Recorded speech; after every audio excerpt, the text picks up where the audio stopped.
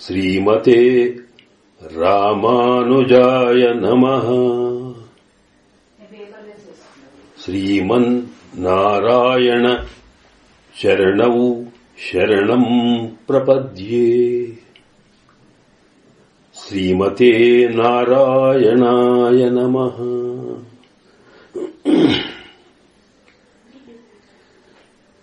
నీలాతుంగస్తనగిరితటీ సుప్తం నీలాతుంగస్తనగిరితటీ సుప్తముద్బోధ్య కృష్ణం పారార్థ్యం స్వం శృతిశతశిరసిద్ధమధ్యాపయంతి. నీలాతుంగస్తనగిరితటీ సుప్తముద్బోధ్య కృష్ణం పారార్థ్యం స్వం శృతిశతశిరసిద్ధమధ్యాపయంతి. స్వోచ్ఛిష్టాయాం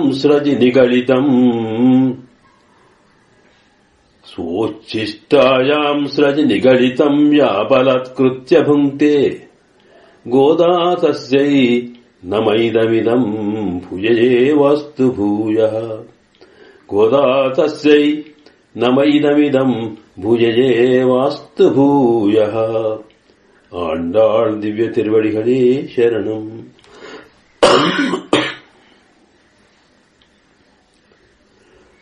మాలే మణివన్న మార్గజి నీరాడువాన్.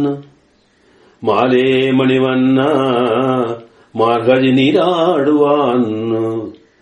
மேலையார் சீவனகள் வேண்டுவன கேட்டியேல் ஞாலத்தையெல்லாம் நடுங்க முதல்வன பலன்ன வண்ணத்துன் பாஞ்ச சென்னியமே போல்வன செங்கங்கள்.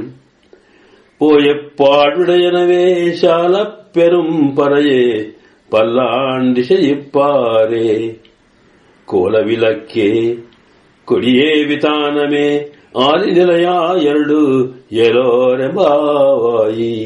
ಆಲಿನಿಲಯಾಯರುಳೇ ಲೋರೆಂಬಾವಾಯಿ. ಮಾಲೇ ಮಣಿವನ್ನ மார்கழி நீராடுவான்னு. மேலையார் செய்வனகள் வேண்டுவன கேட்டியேல் ஞானத்தையெல்லாம் நடுங்க முரல்வன பலன்ன வண்ணத்து உன் பாஞ்ச சென்னியமே போல்வன செங்கங்கள். போயப்பாழையனவே சாலப்பெரும் பறையே பல்லாண்டு செய்யிப்பாரே. கோலவிளக்கே கொடியே விதானமே ஆநிலையாயருடு ஏலோரெம்பாவாய். ஆண்டாள் திவ்ய திருவடிகளே சரணம். సమస్త పరివారాయ సర్వదివ్య మంగళ విగ్రహాయ శ్రీభూనీళాసహితాయ శ్రీమతే నారాయణాయ నమః. శ్రీమన్నారాయణ చరణౌ శరణం ప్రపద్యే. శ్రీమతే నారాయణాయ నమః. హరి ఓం.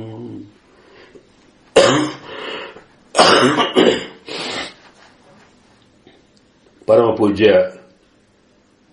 భాగవతోత్తములారా, ఈరోజు మనం ఆండాళ్ తల్లి కృప చేసిన తిరుప్పావై దివ్య ప్రబంధంలో 26వ పాసురాన్ని మాలే మణివన్న అనే పాసురం యొక్క విశేషాల్ని మనం సేవించబోతున్నాం. ఆండాళ్ తల్లి మనకి 30 పాసురాలని కృప చేసింది. ఈ 30 పాసురాల్లో ఇప్పుడు మనము చివర 5 పాసురాల వైభవాన్ని ఇక రాబోయే రోజుల్లో మనము సేవించి పూర్తి చేసుకుంటాం. మనకింతకు ముందే తెలిసినట్టుగా తిరుప్పావై దివ్య ప్రబంధం సకల వేద సారం అని మనం జ్ఞాపకం ఉంచుకోవాలి.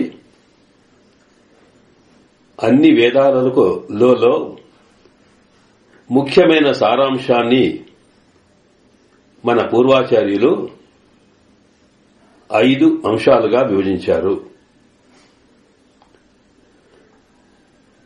వాటినే మనం అర్థ పంచకం అంటే 5 అర్థములు యొక్క సమూహం అన్నమాట. 5 అర్థాల విషయము అన్నమాట. దీన్ని అర్థ పంచకం అంటాం.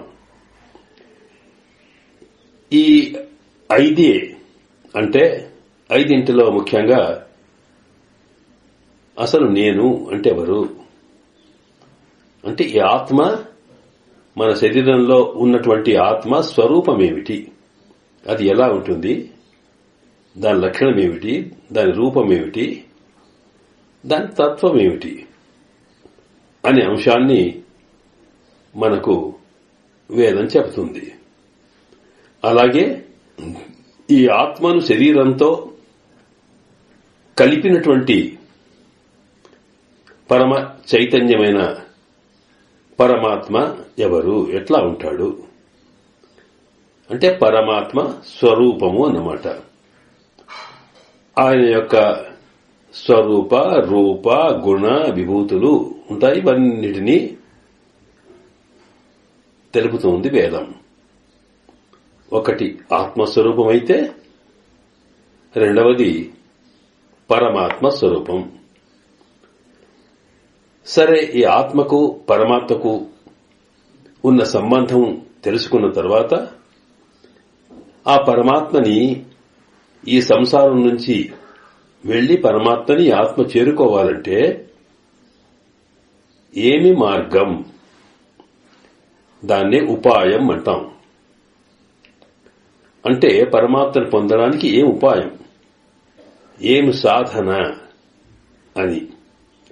కనుక ఈ ఉపాయం యొక్క స్వరూపం పరమాత్మను చేరుకునే మార్గం అన్నమాట.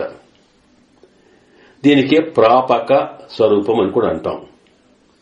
మనం పొందే ఫలమునకు వేదాంతంలో ప్రాప్యము అంటారు, పొందదగినది, దాన్నే ఫలం అంటాం. కనుక ఈ ఆత్మకి ప్రాప్యము పరమాత్మ. ఆ పరమాత్మను పొందే ఉపాయమునకు ప్రాపకము, పొందించేది అనేదన్నమాట. కనుక భగవంతుణ్ణి పొందే ఉపాయము, మార్గము, ప్రాపకము ఏమిటి, ఎలా ఉంటుంది అనేది కూడా వేదం చెబుతుంది.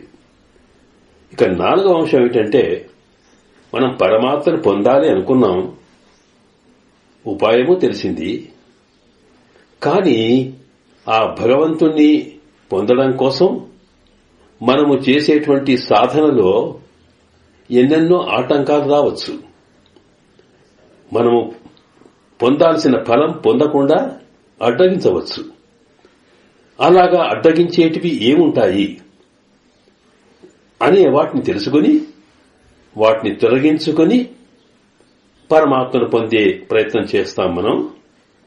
కనుక ఇలా భగవంతుణ్ణి ఈ ఆత్మ పొందకుండా తాను ప్రారంభించే సాధనకు ఆటంకాలు కలగజేస్తూ ఉన్నటువంటి విషయాలకి విరోధములు అంటాం. వాటిని విరోధి స్వరూపం అంటాం. అంటే ఆ విరోధములు ఏమిటో మనం తొలగించుకున్నాం. ఇదే 4వది. ఆత్మ, పరమాత్మ, ఆ పరమాత్మను పొందే ఉపాయము, ఆ ఉపాయమును సాధించడానికి మధ్యన వచ్చే ఆటంకాలు, విరోధములు కూడా ఏమిటో తెలుసుకుని వాటిని ఎట్లా తొలగించుకోవాలో తెలుసుకుంటాం. దీన్ని విరోధి స్వరూపం అంటాం.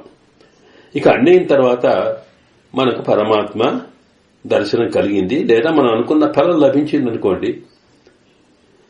ఆ పరమాత్మను పొందిన తర్వాత ఆయనను మనం ఎలా సేవించాలి, ఆ ఫలాన్ని మనం ఎట్లా అనుభవించాలి అనే తత్వం చెబితే దీన్నే ఫలస్వరూపం అంటాం. కనుక ఫలస్వరూపం అంటే మనం చేసిన కృషికి కలిగిన దాన్ని అనుభవించే తీరు కూడా తెలియాలి. ఒక్కొక్క ఫలం ఒక్కొక్క రకంగా ఉంటుంది. దాన్ని ఒక రక ఫలాన్ని మరొక రక అన్నిటి ఒకే రకంగా మనం అనుభవించలేం కదా. ద్రాక్ష పళ్ళం తిన్నట్టుగా అరటిపళ్ళం తినం, అరటిపళ్ళం తిన్నట్టుగా కొబ్బరి ముక్కలు తినం, కొబ్బరికాయలు తినం. దేని పద్ధతి దానికే ఉంటుందే. కనుక ద్రాక్ష పళ్ళం తినే మార్గం ఏంటి, ఎట్లా తినాలి, ఇది ఫలస్వరూపం, ఫలానుభవ స్వరూపం అన్నమాట.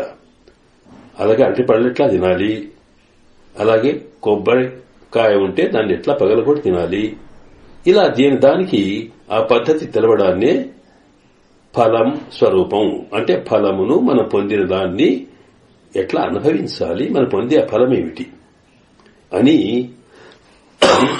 ఈ 5 అంశాల్ని మనకు వేదం చెబుతున్నది. స్వస్వరూపము, పర స్వరూపము, ఉపాయ స్వరూపము, విరోధి స్వరూపము, ఫల స్వరూపము. ఈ 5 అంశములే వేదములో ఉన్న అన్ని శృతులు చెప్పేటువంటి సారాంశం. వీటిని అర్థపంచకం అన్నాం. ఈ 5 యొక్క వివరణనే మనకు ఇతిహాసములు అంటే రామాయణ మహాభారతాల్లో కానీ లేక పురాణములు మిగతా పురాణాలు ఉన్నాయా 18 పురాణాల్లో కానీ ఏవైనా ఈ 5 చెప్తాయి. అయితే కొన్ని 5 కొన్ని గ్రంథాలు 5 ఒకదాన్ని ఎక్కువ వివరించవచ్చు, మిగతా వాటిని కొద్దిగా చెప్పొచ్చు. అంటే ప్రధానంగా దాని గురించే చెప్పొచ్చు అన్నమాట. ఉదాహరణకి భగవద్గీత ఉందనుకోండి. ఆ భగవద్గీత అంతా మనకు ఆత్మస్వరూపం పరమాత్మత్వం చెప్పిన ముఖ్యంగా ఈ పరమాత్మను ఆత్మ ఎట్లా పొందాలి, దానికి మార్గం ఏమిటి, ఉపాయం ఏమిటి, దానికి యోగం అన్నారు. కనుక యోగ శాస్త్రం అని దానికి పేరు. కనుక ఇలాగా ఈ 5 ఏ ఒక్కదాన్ని మెయిన్ గా చేసుకుని ప్రధానంగా చేసుకుని కొన్ని గ్రంథాలున్నా మొత్తం మీద మనకున్న వేదాంతమంతా కూడా శాస్త్రమంతా కూడా చెప్పే అంశాలు ఈ 5. కనుక ఈ 5 దృష్టిలో పెట్టుకుని మన ఆండాళ్ తల్లి మొత్తం 30 పాసురాల్లో ఈ 5 విషయాలని దాంట్లో ఇమిడిచ్చి మనకు చెప్పింది అన్నమాట. కనుక ఈ తిరుప్పావైని వేద సారం, వేదం అనైతుక్కుం విత్తాహం అని మొత్తం వేదాలకి ఇది మూలము, సారరూపము అని చెప్పుకున్నాం. వేదము 2 రకాలు ఉండొచ్చు. మన దృష్టిలో సంస్కృత వేదము ఉపనిషత్తులు, అలాగే ద్రవిడ వేదం దివ్య ప్రబంధాలు. కనుక మొత్తం వేదం అన్నప్పుడు వీటిని కలిపి ఉభయ వేదములు వేదాంతములు అంటాం. ఈ ఉభయ వేదాంతములలో ఉండే అన్ని కూడా ఇదే 5 అంశాలు చెబుతాయి. దాంట్లో అందువల్ల వీటన్నిటిని కలుపుకున్న సారాంశము మనకు 30 పాసురాల్లో చెప్పింది. కనుక ఇది సకల వేద సారం. ఆ దృష్టిలో చూసినప్పుడు ఈ 30 పాసురాల్లో మనకింతవరకు స్వస్వరూపం, అలాగే పరమాత్మ స్వరూపం, ఆ పరమాత్మను పొందే మార్గం, వీటిని కూడా చెప్పి చివరికి ఈ పరమాత్మను పొందడం, పొందితే ఎట్లా అనుభవించడం అనేదాన్ని ఫలమన్నమే ఈ ఫలస్వరూపాన్ని మనకు చివరి 5 పాసురాల్లో చెప్తుందన్నమాట. అంటే ఇక్కడ ఫలాన్ని పొందేటువంటి మార్గం ఏమిటి, పద్ధతి ఏమిటి, ఎట్లా అనుసరించాలని చివర 5 పాసురాలు అన్నప్పుడు మనకు 30లో 25వ పాసురం నుండి 29వ పాసురం వరకు ఉన్నటువంటి 5 పాసురాల్లో ఫలం యొక్క స్వరూపం తెలుపుతుంది. ఇక చివరి 30వ పాసురం ఉందే అది ఫలశ్రుతి అంటాం. ఫలశ్రుతి అంటే ఈ వ్రతము చేసిన వాళ్లకి ఏమి ఫలం కలుగుతుంది అంటే ఆత్మ పొందవలసినటువంటి 5 విషయాల్లో ఆత్మ పొందవలసిన ఫలం ఏమిటో చెప్పగలిగేది చివరి 5 పాసురాల్లో. మొత్తం మీద ఈ వ్రతం చేసిన వాళ్లకు కలిగే ఫలమేమిటో చెప్పేది చివరి పాసురం అన్నమాట. కనుక దీన్నే ఫల శృతి అంటే ఈ వ్రతం చేస్తే ఈ ఫలం మనకేం తెలుగుతుంది అనేది. కనుక ఆ ఫలం అన్నప్పుడు మనకి ఈ తేడా తెలియాలి. వేదాంతంలో చెప్పినటువంటి జీవితం యొక్క ముఖ్య లక్ష్యం ఏమిటి, మనం ఎట్లా పొందుతాము, పొందితే ఏం చేయాలి అనేది చెప్పేది 5 వరకు. సరే దాన్ని పొందడానికి మనం చేసేటువంటి వ్రతం వల్ల కలిగే ఫలం ఏమిటో చివర వంగ కడలు కలయిందా అనే దాంట్లో చెప్పిందనమాట. కనుక ఇప్పుడు మనము ఫల ప్రాప్తి అనే అంశంలో ఆత్మ కోరవలసిన ఫలమేమిటి, ఆ ఫలాన్ని ఎట్లా పొందుతాము అనే అంశాన్ని గోపికల ద్వారా మనకు ఆండాళ్ తల్లి 25వ పాసురం నుంచి అంటే నిన్న ఒరిత్తి మహనాయి పిరందు అనే పాసురం నుంచి మనకు సిత్తుము సులుహాలే అనే పాసురం దాకా వివరించి చెబుతుందన్నమాట. ఇందులో ఫలం ఎవరికి, గోపికలకి. ఇచ్చేవాడెవరు, కృష్ణుడు. వాళ్ళకు కావాల్సిన ఫలం ఏమిటి, ఇది అక్కడ సమస్య వచ్చింది. గోపికలేమో తాము ఇంతగా శ్రమపడి కృష్ణుడి దగ్గరికి వచ్చారు. ఆ తర్వాత కృష్ణుడిని ప్రార్థించి ఆయన అనుగ్రహం పొందారు. ఆయన వీళ్లకి పరతంత్రుడై వాళ్ళ భక్తికి పరవశుడై వాళ్ళు ఏది చేయమంటే అది చేయడానికి సిద్ధంగా ఉన్నాడు. అందువల్లే ఆయన వచ్చి సింహాసనం మీద వేంచేయమంటే వేంచేశాడు, కూర్చున్నాడు. కూర్చున్న తర్వాత ఈ 5 లక్షల మంది గోపికలు ఆయనను సేవిస్తూ ఉన్నారు. ముందుగా ఆయనకి మంగళాశాసనం చేయడం, ఆ తర్వాత ఆయన యొక్క దివ్య చరిత్రను, ఆయన ఎంత శ్రమ పడ్డాడో దాన్ని మనకు ఒరిత్తి మహానాయ్ అనేటువంటి పాశ్రంలో చెప్పడం జరిగింది. అక్కడ జరిగిన తర్వాత అక్కడ దాకా చెబుతూ చివరికి ఏం చెప్పారు, పరమాత్మ ఎలాంటివాడు, పరమాత్మకున్న ముఖ్య లక్షణం ఏమిటి అనేది అక్కడ తెలుసుకున్నారు వాళ్ళు. ఆండాళ్ తల్లి మనకి పరమాత్మ తత్వాన్ని తేల్చి చెప్పడం కోసం ప్రయత్నం చేసింది. ఇక్కడ ఏం చేసింది అంటే మొదటి పాసరంలోనే నారాయణనే నమక్కే పరై తరువాన్ అని పరమాత్మ ఎవరో కాదు నారాయణుడే అని నారాయణుడు అంతటా వ్యాపించిన వాడు అని సరే అంతా అర్థం చెప్పుకొని నారాయణుడే అని చెప్పింది. ఆ నారాయణుడికి ఆ తర్వాత నెమ్మదిగా మరొక పాసరంలో వెళ్ళేటప్పటికీ ఆయన్ని ఉత్తమన్ పేరు పాడిన క్షీరాబ్దిశాయిగా, ఆ తర్వాత దేవాదేవుడని ఇలాగా పరమాత్మకు సంబంధించినటువంటి పరస్వరూపము అంటే ఆయనకు ఉండేటువంటి పరాత్పరుడికి ఉండవలసిన లక్షణాలన్నీ ఒక్కొక్కటి తాను ఇంతకు ముందు పాసురాల్లో స్వామి యొక్క తిరునామములను అంటే వారి యొక్క నామములను గుణగానం చేస్తూనే ఒక్కొక్క గుణాన్ని చెబుతూ వచ్చారు. అంటే పరమాత్మ స్వరూపం అనేది భగవంతుడు ఎట్లా ఉంటాడనేది నెమ్మదిగా అర్థం చేసుకున్నారన్నమాట. ముందుగా నారాయణుడు అంటే సకల ప్రపంచం సకల అంతటా కూడా వ్యాపించిన పరమాత్మ అనేది నారాయణ శబ్దంలో ఉంది. అందరికి ఆధారమైన వాడు, అందరి లోపల ఉన్నవాడు అని ఇలాగా చెప్తూ సకల కళ్యాణ గుణపూర్ణుడు అని సృష్టి స్థితి మూల కారణముడు చెప్పుకుంటూ వచ్చారు నారాయణ అని. దాంట్లో ఆయననే తాను క్షీరాబ్దిశాయిగా వచ్చాడని ఆయనకుండే చేసి ఆయననే కృష్ణుడిగా అవతరించాడు అని ఆయన ఎలాగా వైకుంఠం నుంచి ఈ రేపల్లె దాకా కృష్ణుడిగా ఎలా వచ్చాడో కూడా తాను వివరిస్తూ ఒక్కొక్క పేరు వచ్చి ఇక చివరికి ఎంత దగ్గరికి వెళ్తూ ఉంటే అంటే మనము పరమాత్మకు దగ్గరికి వెళ్ళమంటే పరమాత్మ యొక్క దివ్య సాక్షాత్కారము మనకు ఎంత విపులంగా ఎంత స్పష్టంగా కనిపిస్తుంటే అంత స్పష్టత మనకి ఇంకా స్వామిని గురించి వస్తుంది. చివరికి ఏం చెప్పారంటే ఇక్కడ వచ్చిన తర్వాత ఓహో పరమాత్మలో అన్నిటికన్నా ముఖ్యమైనటువంటి గుణము ఆ పరమాత్మ కూడా స్వరూపం ఏమిటి అంటే ఆయనకి భక్త పరాధీనుడు ఆయన ఎవరు ప్రేమిస్తారో, ఆయన కోసం ఎవరు తప్పిస్తారో వాళ్ల కోసము ఆయన పరతంత్రుడై పిచ్చి ప్రేమతో తాను మహావ్యామోహం కలిగి ఉంటాడు. ఇది పరమాత్మకుని ముఖ్య లక్షణం అనేది చెప్పడం కోసం ఆశ్రిత వ్యామోహం అన్నాం. వ్యామోహం అంటే ఒక వ్యక్తి మీద ఉండేటువంటి పిచ్చి ప్రేమ, అంటే అది తప్ప మరొకటి కనిపించకుండా ఉండడం అన్నమాట.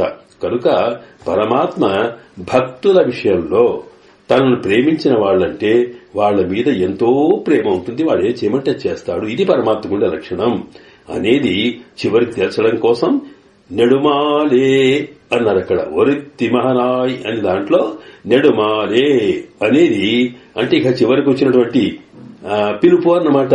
నారాయణనే ప్రారంభించి చివరికి ఏమన్నారు ఇక్కడ, నెడుమాలయ్యో స్వామి నీ పరత్వం అన్నిటికన్నా ముఖ్యం ఏంటంటే నీలో ఉండే గొప్ప తత్వము మాలాంటి సామాన్యులకు మీద ఎంత ప్రేమనో నీకు పిచ్చి ప్రేమ కోసం ఏదైతే నీకుండే వ్యామోహం ఉందో అది ఈ జీవులలో తరతమాలు లేకుండా, తరతమాల తేడా లేకుండా, వీడు వాడు లేకుండా, శరీరాలను బట్టి స్త్రీ పురుష భేదం లేకుండా, వయసును బట్టి చిన్న పెద్ద లేకుండా, వర్ణాన్ని బట్టి ఈ బ్రాహ్మణ క్షత్రియ తేడా లేకుండా, అలాగా సమాజంలో ఏ స్థితిని బట్టి లేకుండా అందరి మీద మహా విపరీతమైన ప్రేమ కలడు. ఎవడు నిన్ను ప్రేమిస్తాడో వాడి మీద ఎంత ప్రేమనో, అందులో ప్రధానంగా నిన్నే నమ్ముకొని లోకములో బలహీనులైనటువంటి వారు ఎవరితో ఉన్నారో వాళ్ళ విషయంలో మరింతగా ఉన్నావే నువ్వు. అందుకొరకే స్వామి నువ్వు మా మీద, గొర్రెల మీద, గోపికల మీద, పశువుల మీద, పక్షుల మీద ఎన్ని రకాల ప్రేమనిది స్వామి అంటూ పరమాత్మకు ఉండవలసినటువంటి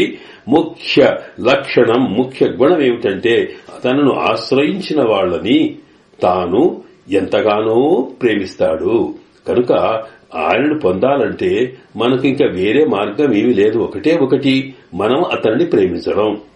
మనం అతన్ని ప్రేమించడం అంటే ఆయన కొరకే మనం సర్వం అంకితమై ఉంటే ఆయన మనకు అంతకన్నా ఎక్కువగా తాను దాసుడైపోతాడు, పరతంత్రుడవుతాడు అనేది చెప్పడమే పరమాత్మకు ఉండవలసిన సాధారణ లక్షణం అని చెప్పి, కనుక ఇక్కడ ఫలస్వరూపంలో నిన్న ప్రారంభం చేసి ఏం చేసినారు అంటే భగవంతుడికి కృష్ణ భగవానుడు దానికి ఎన్నున్నా ఆయన కృష్ణ స్వరూపంలో వచ్చి ఆశ్రిత వ్యామోహాన్ని బాగా చూపించాడు అని చూపిస్తూ నెడుమాలే అని చూపించారనమాట. ఇక అలాంటప్పుడు ఇప్పుడు ఆయనకేమో ఈ జీవుల మీద ప్రేమ, ఈ జీవులకేమో పరమాత్మ మీద ప్రేమ. ప్రేమ అంటే ఉచిది కాదు, ఇక పిచ్చి ప్రేమ. ఆ ప్రేమ ఉంది కనుకనే గోపికలంతా కూడా కృష్ణ కృష్ణ ఎన్ని కష్టాలైనా సరే, ఎక్కడ దేని మీద మనకు మనసు పూర్తిగా ఉంటుందో, దేనికోసం మనం అంకితమై మనం ఏమిటి పిచ్చిగా ప్రేమిస్తామో దానికోసం ఎన్ని కష్టాలైనా పడతామే. అలాగే గోపికలంతా కూడా ఎన్ని కష్టాలు పడ్డైనా సరే కృష్ణుడిని దర్శించుకోవాలి, కృష్ణుడిని పొందాలి అని వచ్చారు. కనుక వాడి మీద వాళ్ళకుండే ప్రేమ ఏమిటో తెలిసిపోయింది. ఇక ఎప్పుడైతే ఈ ప్రేమ వీడు చూసిందో వాడు అంతకన్నా ఎక్కువ ప్రేమ కలిగినాడు. ఇది చివరికి చెప్తూ నెడుమాలే అనే మాటలో వరిత్తి మహనాయ్ అనేటువంటి పాసురంలో చెప్పడం జరిగింది. దాన్నే ఈ పాసురంలో కూడా ఆ స్వామికి ఉండేటువంటి వ్యామోహం, ఆశ్రిత వ్యామోహం అంటే భక్తుల మీద ఆయనకుండే పిచ్చి ప్రేమ ఏమిటో దాన్ని ఇక్కడ చూపిస్తున్నారన్నమాట. చూపిస్తూ దాంతోటే ప్రారంభం చేశారు ఈ పాసురాన్ని. మాలే మడివన్న మార్గజనిరాడువాన్ మెలయార్ సేవనగల్ వేండువన కేట్టియేలని మాలే మణివన్న అని పిలిచారు. మాలే అన్నారు. అక్కడ నెడుమాలే అంటే బాగా ఆశ్రయించిన వాళ్ల మీద ఎంతో పిచ్చి ప్రేమ ఉన్నవాడు అనక్కడని ఆ ప్రేమనే మరి ఇక్కడ కంటిన్యూ చేస్తూ ఉంటున్నారు. స్వామి ఎంత పిచ్చి ప్రేమనో అంటూ ఈ మాలే వాడినారనమాట. ఈ మాలే అనే మాటలో దానికి 2-3 అర్థాలు ఉంటాయి. ప్రధానంగా 2 అర్థాలు చెప్పుకోవచ్చు. ఒకటి, మాల్ అంటే అందరికన్నా పెద్దవాడు అన్నమాట. అందుకొరకే ఈ మన సంప్రదాయంలో, తమిళ సంప్రదాయంలో శ్రీయప్పతిని తిరు మాల్ అంటారు. తిరు అంటే లక్ష్మీదేవి. ఆ లక్ష్మీదేవితో కూడుకున్న పతి. పతి అంటే ప్రభువు. శ్రీయ లక్ష్మీదేవి యొక్క పతి ప్రభువు అంటే పెద్దవాడు అని అర్థం అన్నమాట. దానికే తమిళ మాటల్లో తిరుమాల్ అన్నారు వాళ్ళు ఆడవాళ్ళు. అందువల్ల మాలే అన్నారు. ఇంకా తిరుమాల్గా మాలే గొప్పవాడా అని అర్థం అనమాట. మాల్ అంటే ఇంతకుముందు చెప్పామే, మాల్ అంటే పిచ్చి ప్రేమ, మాలే అంటే ప్రేమ కలవాడా, ఎంత ప్రేమలో నీకు అని. నీవు ఉనికిలో పెద్దవాడివి. ఆయననే మనమేమన్నాం, పరమ ఆత్మ. పరమాత్మ అంటే ఏమిటి? ఆత్మ. ఆ అంటే అంతటా, తత వ్యాపించినవాడు అంటే అణువణువున మొత్తము సర్వ ప్రకృతికి, మొత్తము అఖిలాండములలో కూడా ప్రతి అంశంలో కూడా తాను వ్యాపించి ఉన్నవాడు అనే మాటకి సంస్కృతంలో ఆత్మ అంటాం, ఆ తతం అని. అలాగే ఇక్కడ ఆత్మ అనే మాటకి మనకి జీవుడికి కూడా ఆత్మ అని పేరు, జీవాత్మ అంటాం. ఎందుకంటే ఈ జీవుడు శరీరములో ఉండి తన జ్ఞానము ద్వారా మొత్తం శరీరాన్ని వ్యాపించి ఉంటాడు కనుక అతను ఉండేది హృదయంలో. అక్కడి నుంచి తన వెలుతురు ద్వారా ఒక సూర్యుడు ఒక చోట ఉండి కిరణాలన్నీ లోకమంతా ఇట్లా వ్యాపింపచేస్తాడో, ఒక దీపము గది నిండా తనకుండే కాంతిని ఎట్లా ప్రసరింపచేస్తుందో, అట్లాగే జీవుడు కూడా జ్ఞాన స్వరూపుడు, వెలుతురుతో కూడుకున్నవాడు కనుక ఆయన మన హృదయ స్థానంలో తాను వెంచేసి ఉండి ఆ తర్వాత తనకుండే జ్ఞానాన్ని తెలివినంతా కూడా ఒళ్లంతా కూడా శరీరమంతా వ్యాపింపు చేస్తాడు కనుక ఆ అంతటా శరీరమంతటా తతం వ్యాపింపచేసేవాడు అనమాట. అందువల్లే మనకు ముడితే తెలుస్తుంది, వింటే తెలుస్తుంది, చూస్తే తెలుస్తుంది. ఈ తెలవడం అనేది శరీరమంతా వ్యాపించి ఉంది కనుక ఈ లోపట ఉన్నటువంటి దానికి ఆత్మ అనే పేరు. అయితే ఇది ఇందులో ఉండి ఈ శరీరాన్ని జీవింపచేస్తుంది గనక దీనికి జీవాత్మ అని పేరున్నమాట. అలాగే ఆత్మ అంటే మన మనస్సుకు కూడా అర్థమే. ఎందుకంటే ఆత్మ అన్నప్పుడు మనసు కూడా అది ఇక్కడున్నా ఎక్కడైనా ఇక్కడుందే ఉంటుంది, మనసు ఎక్కడో వెళ్తుంది. ఎక్కడ పడితే అక్కడ వ్యాపించగలిగేటువంటి శక్తి మనసుకు ఉంటుంది కనుక దాన్ని కూడా ఆత్మ అంటాం.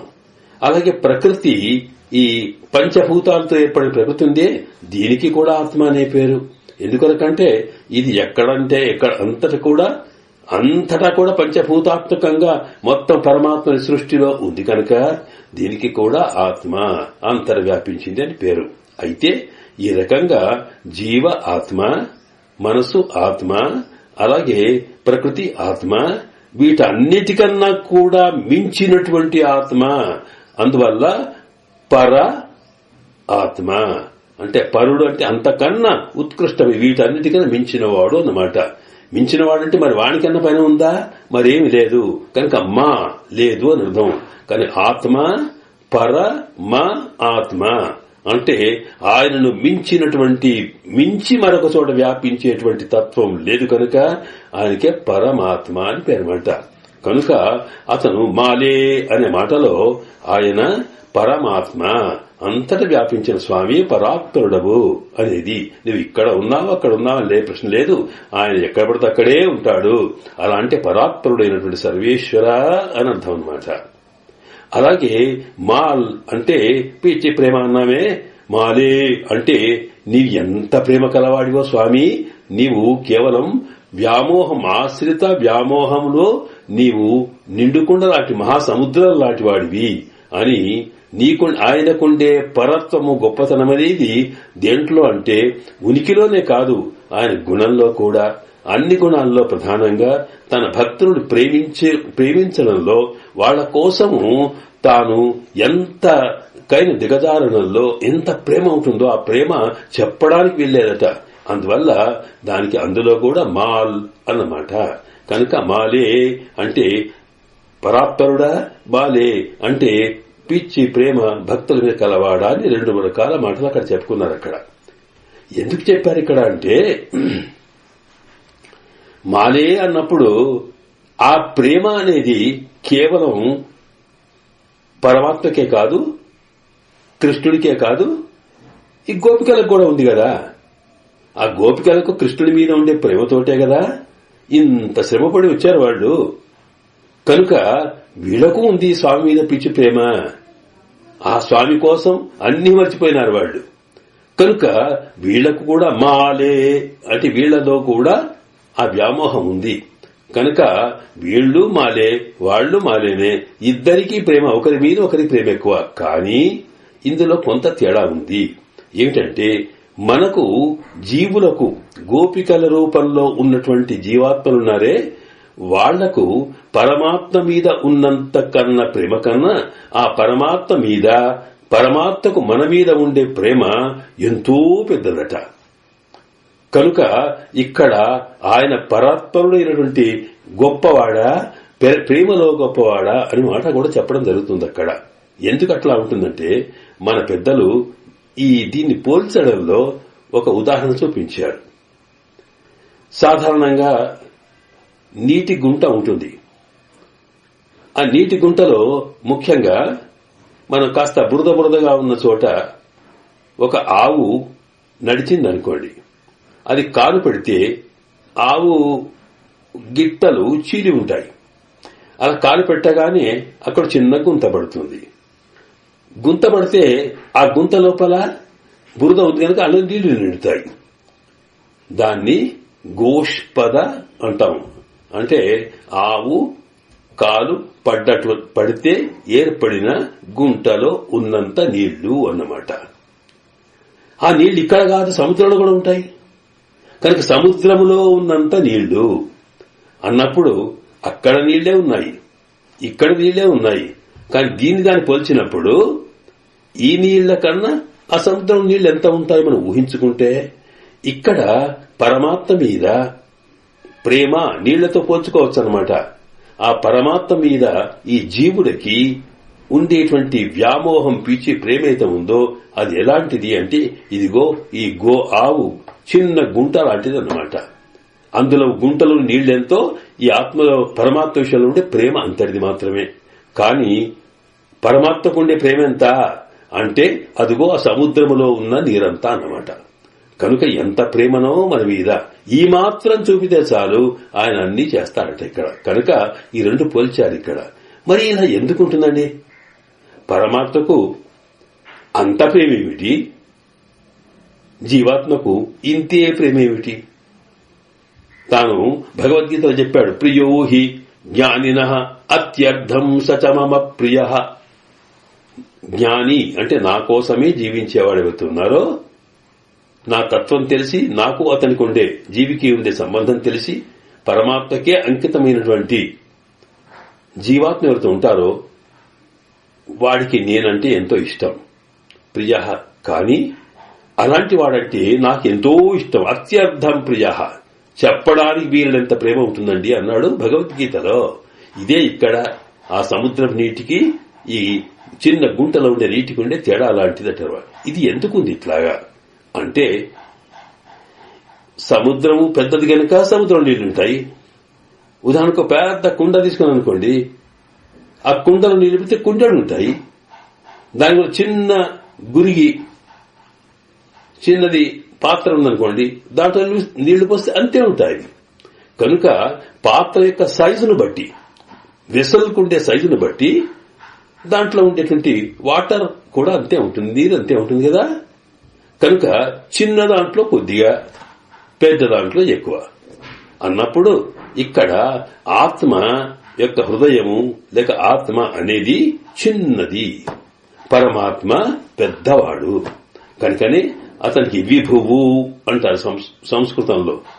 విభువు అంటే విశేషంగా ఉండేవాడు, అంతటా ఉండేవాడు అంటే విభువు అన్నమాట. ఈ ఆత్మనేమో అణువు అంటాం, చాలా చిన్నది. ఇది ఎంత చిన్నదో మనకు ఉపనిషత్తు చెబుతుంది. ఇది చాలా అందమైన మాట. ఉపనిషత్తులన్నీ కూడా గురువు గారు శిష్యులకి జ్ఞానాన్ని బోధించే రీతిలో ఉంటాయి. అంటే గురు శిష్య సంవాదం అన్నమాట. శిష్యుడు తనకుండే సందేహాలు అడుగుతాడు, గురువేమో వాటిని వివరిస్తాడనమాట. అయితే ఈ వివరించడంలో ఇలాంటి సందర్భం వచ్చింది. ఉపనిషత్తుల్లో ఆత్మతత్వం సమస్య వచ్చినప్పుడు శిష్యుడు అడిగాడు, ఆచార్య, ఆత్మ మనలో ఆత్మ ఉందంటామే, అది ఎట్లా ఉంటుందండి అడిగాడు ఆయన. ఎంత ఉంటుంది, ఎట్లా ఉంటుందంటే, అడిగిన తర్వాత చెప్పాల్సిన అవసరం ఆచార్యుడు ఉంటుంది కనుక, సరేనయ్యా, ఏష అణుహు ఆత్మ బ్రహ్మసూత్రాల్లో ఉన్న మాట ఇది. ఈ ఆత్మ అణువు చిన్నగా ఉంటుంది అన్నారు. ఎందుకంటే అణువు అనేది ప్రాచీన శాస్త్రాల్లో అణువే అన్నిటికన్నా చిన్నదిగా గుర్తించడం జరిగింది. ఆధునికమైన శాస్త్రవేత్తలు, సైంటిస్టులు వాటిని ఇంకా విభజిస్తూ పోయి అణువును పరిమాణువుగా, పరిమాణువుని ఇంకా ముందుగా విభజిస్తూ పోయినారు కదా. అంతే వాళ్ళు చెప్పిన మాటల్లో అణువు అనుకుంటే, మనం చెప్పిన మాటల్లో ఈనాటి మన వైజ్ఞానిక దృష్టిలో చూసినప్పుడు లోకములో అన్నిటికన్నా మైన్యూట్గా చిన్నగా ఉండేది ఏ వస్తువు అయితే ఉంటుందో దాని పరిమాణం అంటామా, దానికి ఎలక్ట్రాన్స్ అంటామా, ఇప్పుడు ఏమంటారో మీరు, అన్నిటికన్నా తక్కువగా అంటే అంతకన్నా చిన్నది మరొకటి ఉండదే, ఆ దానంతా ఉంటుందట అణువు. ఇది ఆత్మ అని చెప్పుకోవాలి. ఏష అణువు ఆత్మ అంటే అప్పటికీ శిష్యునికి అర్థం కాలేదు. ఎట్లా ఉంటుందండి చిన్నగా అంటే? అప్పుడేం చేయాలి? అర్థం కానప్పుడు దానికి ఒక ఎక్స్పెరిమెంట్ తర్వాత, ఒక ప్రయోగం ద్వారా, ఉదాహరణ ద్వారా చూపించాలి. మరి గురుకులాల్లో వాళ్ళు అరణ్యాల్లో, ఆశ్రమాల్లో ఉండేవాళ్లు. చుట్టూ పొలాలు, చెట్లు, చేమలు, ఇవి తప్ప అక్కడ ఇంకేమీ ల్యాబ్స్ గీప్స్ ఉండేవి కాదు కదా. కనుక వాళ్లకు ఉపనిషత్తుల్లో చెప్పిన ప్రతి అంశం కూడా ప్రకృతిలో సహజంగా మనకు కనిపిస్తున్నటువంటి వాటిని ఉదాహరణ తీసుకుని అర్థం చేయిస్తాయి. అక్కడ ఏం చెప్పినాడు? ఇదిగో చూడు, నీకు చిన్నగా ఎట్లా ఉంటుందో అర్థం కావాలా అని చెప్తూ, వాలాగ్రశతభాగస్య శతదా కల్పితస్య చ భాగో జీవః సవిజ్ఞేయః.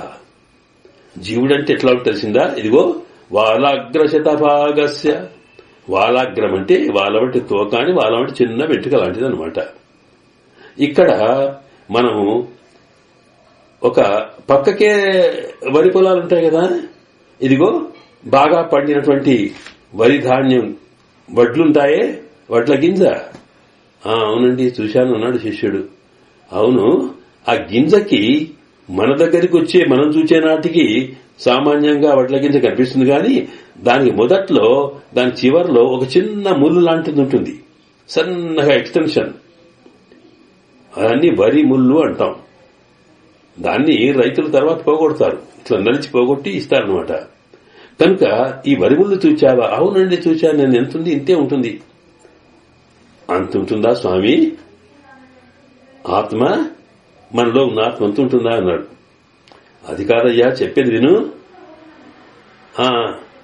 చూచావా? తీసుకో. ఆ వరి ముళ్ళు ఉందనుకో నీ చేతిలో.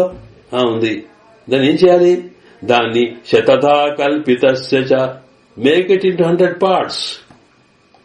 100 ఈక్వల్ పార్ట్స్ గా చేయి. 100 ఈక్వల్ పార్ట్స్. చిన్నగా వాటిని ముక్కలు ముక్కలుగా 100. దాని ఉన్నదే ఇంత. 100 ఎక్కడ చేస్తాడు? చేసేదనుకోండి నలిగిపోతుంది. అయినా సరే చేశావనుకో, ఊహించుకో, ఆ 100 పార్ట్స్ లో ఈక్వల్ సమానం చేసినావా, దాంట్లోంచి ఒక చిన్నది తీసుకో, ఒక్క ముక్క తీసుకో. ఎంత ఉంటుంది? అవును స్వామి చాలా చిన్నగా ఉంది. ఇంత ఉంటుందా ఆత్మ? అది కాదయ్యా చెప్పేది విను. మరి ఏంటి స్వామి?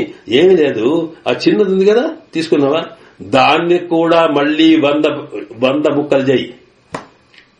Make it 100 equals. ఆ చిన్న ముక్కను తీసుకొని, అంటే 1/100, దాంట్లోంచి మళ్ళా ఇంటూ 100 చెయ్యు. అది చేసినట్టుంటే ఎప్పుడవుతుంది? ఇంకా చెయ్యి. అంటే శతభాగస్య అంటే 100లో ఉండి చిన్న భాగానికి శతధా కల్పితస్య, దాన్ని మరింత 100 చెయ్యి. చేసినాక ఎంత ఉంటుందో అది ఊహించుకో. ఊహకి అందాలి గాని అది ఎంత సూక్ష్మమని తెలియదు. అట్లా ఉంటుంది అన్నాడు. ఆత్మ అంత చిన్నది. నీలో, నాలో, అందరిలో ఉన్న ఆత్మ యొక్క స్వరూపం, దాని సైజు అంతుంటుంది. కనుక సూక్ష్మము అన్నమాట. మరి ఇంత చిన్నగా ఉంటే దాని పవర్ ఎంత ఉంటుంది అని అడిగాడు ఆయన. శక్తి మరి జ్ఞానం ఎంత, దాని జ్ఞానం ఎంత అంటే మళ్లీ చూపించాడు అక్కడ. ఆకాశంలో మిట్ట మధ్యాహ్నం బాగా మండుటెండను ప్రసరింపచేస్తున్న సూర్యుడు ఉన్నాడు కదా, చూచావా? అవును. అలాంటి సూర్యుడు యొక్క తేజస్సు, వాటి యొక్క పవర్, దానికి ఉండే వెలుతురు, దానికి ఉండేటువంటి శక్తి, అటువంటి సూర్యుణ్ణి ఒక్కటి కాదు 1000 సూర్యులను ఒక చోట కలిపితే ఎంత వెలుతురు ఉంటుందో, ఆ వెలుతురుని జ్ఞానం అంటాం. అలాగే ఎంత శక్తి ఉంటుందో, సోలార్ పవర్ అంటే 1000 సూర్యులను కలిపినప్పుడు 1000 సూర్యులు కలిపినప్పుడు ఎంత సౌరశక్తి వస్తుందో అంత శక్తి, అంత జ్ఞానము ఇదిగో మనలో ఉన్నటువంటి చిన్న ఆత్మకు ఉంటుంది. అంటే భౌతికంగా ఎంత వస్తువు చిన్నదవుతుంటే దానికి పొటెన్షియాలిటీ ఎక్కువ పెరుగుతుందన్నమాట. కనుక అలాంటిదయ్యా ఆశ్చర్యపడ్డాడు ఆయన శిష్యుడు. చిన్న ఆత్మ ఇంత శక్త్యా? అవునయ్యా. మరి స్వామి ఇంత శక్తి ఉంటే ఒక్క సూర్యుని కిరణమే చుర్రుమంటుంది మనకు తగిలితే, ఎండకపోయితే అక్కడికి మాడిపోతాం మనం, వస్తువులు మాడుతాయి. అలాంటిది 1000 సూర్యుల యొక్క ఆ వెలుతురు, ఆ మంట, శక్తి, వేడి తగిలితే ఈ లోపల ఉన్న ఆత్మ ఎట్లాగే ఉంటే ఈ శరీరం మాడిపోదు. ఇది ఎట్లా జరుగుతుంది అన్నాడు ఆయన. అది కాదయ్యా, దాన్ని పరమాత్మ విచిత్రం ఏమిటంటే అంతటి పవర్ కలిగినటువంటి ఆత్మని పైన ఒక పొరలో చుట్టి పెట్టాడు ఆయన. ఒక పెద్ద చెట్టు చిన్న విత్తులో ఉంటే మీద పొర ఉంటుందే, అలాంటి పొరలో చుట్టి పెట్టాడే. ఆ పొరని దాన్ని మాయా అంటారు. అంటే అది ఎలా ఉంటుందో తెలియదు. కనుక ఆ పొరలో ఎట్లా చుట్టి పెట్టాడు దాన్ని అంటే అది ఇక మళ్లీ దానిలోంచి యువతలకి ఏమాత్రం వెళ్తురు రాదు. తర్వాత ఆ పొర ఏంటిది అంటే అది కాలిస్తే కాలేది కాదు, బ్యాడ్ కండక్టర్. కరెంటు ప్రతి దాంట్లో నుంచి పోదే. కొన్ని కరెంట్ పాస్ చేసేవి కొన్ని ఉంటే, కొన్ని కరెంట్ పాస్ చేయని వస్తువులు ఉన్నాయి.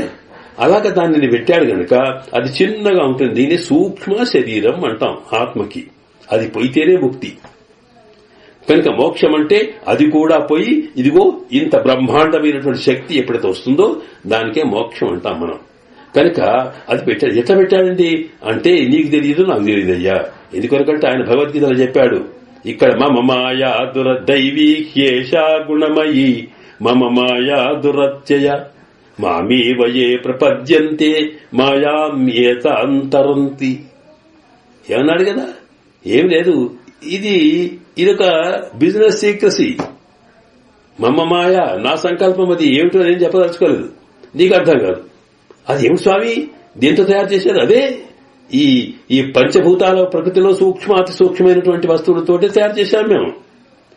అది ఎట్లా ఉంది, ఎట్లా వేశామంటే అది మామేవయ ప్రపద్యంతే. ఎవరైతే నన్ను ఆశ్రయించి స్వామి ఈ పొరను తొలగించు, నేను నాకుండే సర్వశక్తులు ఇవ్వు అని ఎవరైతే అడుగుతారో, ఎవరైతే మనస్ఫూర్తిగా శరణాగతి వేడతారో వాళ్లను నేను ఆ పొర తొలగించేస్తాను. ఆ పొర తొలగించడమే మోక్షం, స్వస్వరూపం. అంటే అప్పుడు మనలో ఉండేటువంటి ఆత్మకు ఉండవలసినటువంటి ఈ 1000 సోలార్ పవర్ అయితే ఉందో అది వస్తుంది. కనుక ఎటువంటి అద్భుతమైన శక్తి. కనుక మోక్ష ప్రాప్తి అంటే ఇప్పుడు అర్థం చేసుకోండి. ఇక్కడ మోక్షం అంటే ఇంతగా శక్తి గలదాన్ని లోపల పెట్టాడే మన కర్మానుభవం కోసము. కనుక ఈ పైన ఉన్న శరీరము స్థూల శరీరం అంటాం దీన్ని. అంటే ఇప్పుడు మైక్లో లోపల ఉండే ఏదో మైన్యూట్ ఉండేటువంటి వస్తువులు ఉంటాయి, అవి ముఖ్యంగా. అని పైకి ఉండేటువంటి గొట్టాలు, గిట్టాలు, హార్న్స్ ఇవన్నీ కూడా స్థూల శరీరం. అలాగే ఈ శరీరం స్థూలము, ఇది మారుతూ ఉంటుంది కానీ అది మారదు. ఇళ్ళ నుంచి వెళ్తే ఇంకో దాంట్లో, ఇంకో దాంట్లో. కనుక ఇంత సూక్ష్మంగా ఉన్నటువంటిది కనుక ఇక దాని ప్రేమ ఎంత ఉంటుంది. ఇందులోనే చిన్న సూక్ష్మ శరీరంలో ఉన్నది కనుక ఏష అణుహు. అందువల్ల అణువు ఉంటే దాంట్లో దాని ప్రేమ అంతే, దాని శక్తి అంతే, అణువే. పరమాత్మతో పోల్చినప్పుడు ఆయన విభువు కనుక ఇక్కడ మాలే అన్నప్పుడు ఏమర్థం అన్నమాట, ఆయనకు సర్వాంత సర్వశక్తివంతుడై అద్భుతమైనటువంటి పరస్వరూపం కలవాడు గనక, ఆయన సముద్రం లాంటివాడు గనక సముద్రం నిండా నీళ్లు ఎంత ఉంటాయో అంత ప్రేమ ఆయనకుంటుంది. మనం సామాన్యంగా ఈ అణువు కలిగినటువంటి సామాన్యమైనటువంటి సూక్ష్మ శరీరంలో ఉన్నటువంటి చిన్న ఆత్మ కనుక, ఆత్మ యొక్క స్వరూపం చిన్న కనుక దీనికి ఉండేటువంటి ప్రేమ తక్కువ కనుక ఈ మాత్రం ప్రేమను ప్రదర్శిస్తే చాలు, పరమాత్మ మొత్తం సముద్రం అంతా మన మీద కురిపిస్తాడు. ఇది దాంట్లో ఉండే విశేషం అన్నమాట.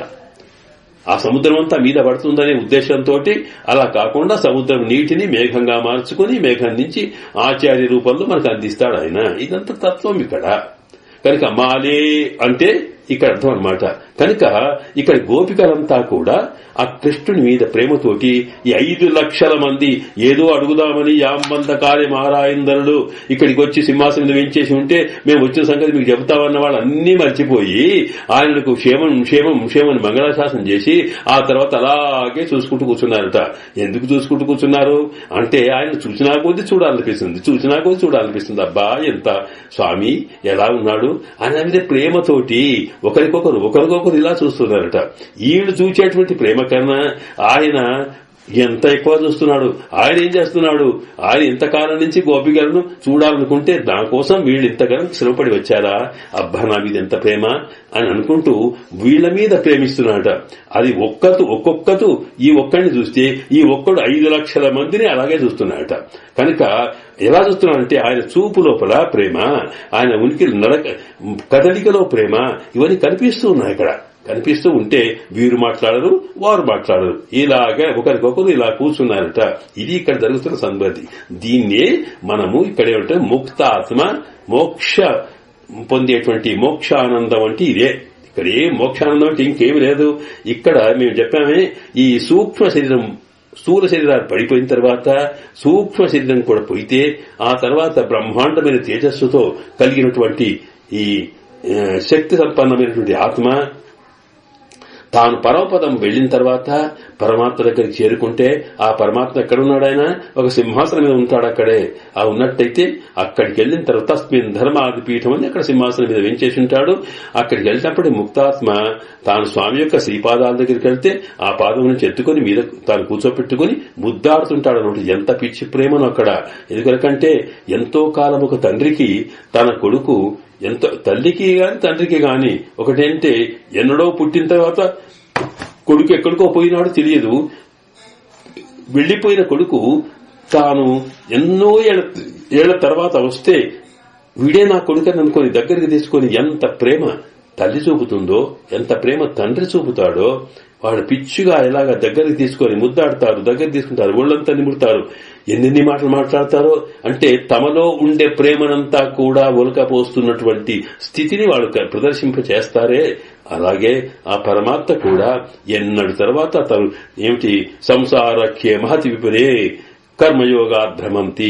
ఏనాడో పరమాత్మకి దగ్గర ఉండవలసినటువంటి జీవాత్మ పరమాత్మతో కలిసి ఉండవలసిన వాడు తాను చేసుకున్న కర్మ ఫలితాన్ని అనుభవించడం కోసం ఎక్కడెక్కడికో ఇంతకాలం కింద ఈ ప్రపంచంలో పడి ఒక శరీరం తర్వాత మరొక శరీరాన్ని మారుస్తూ ఇలాగ రకరకాల జన్మ పరంపరలో ఉన్నవాడు ఈనాడు అనుకోకుండా ఆచార్య కటాక్షం వల్ల తాను పరమాత్మ యొక్క అనుగ్రహం కలిగి ఈనాడు జన్మ అనేది లేకుండా తాను సాక్షాత్తుగా స్థూల శరీరం సూక్ష్మ శరీరం అన్నీ పడిపోయి అక్కడ దాకా వస్తే ఎన్నాళ్ల తర్వాత తాను పొందినటువంటి ఈ ఆత్మను చూచి ఆనందంలో మునిగిపోతాడట పరమాత్మ.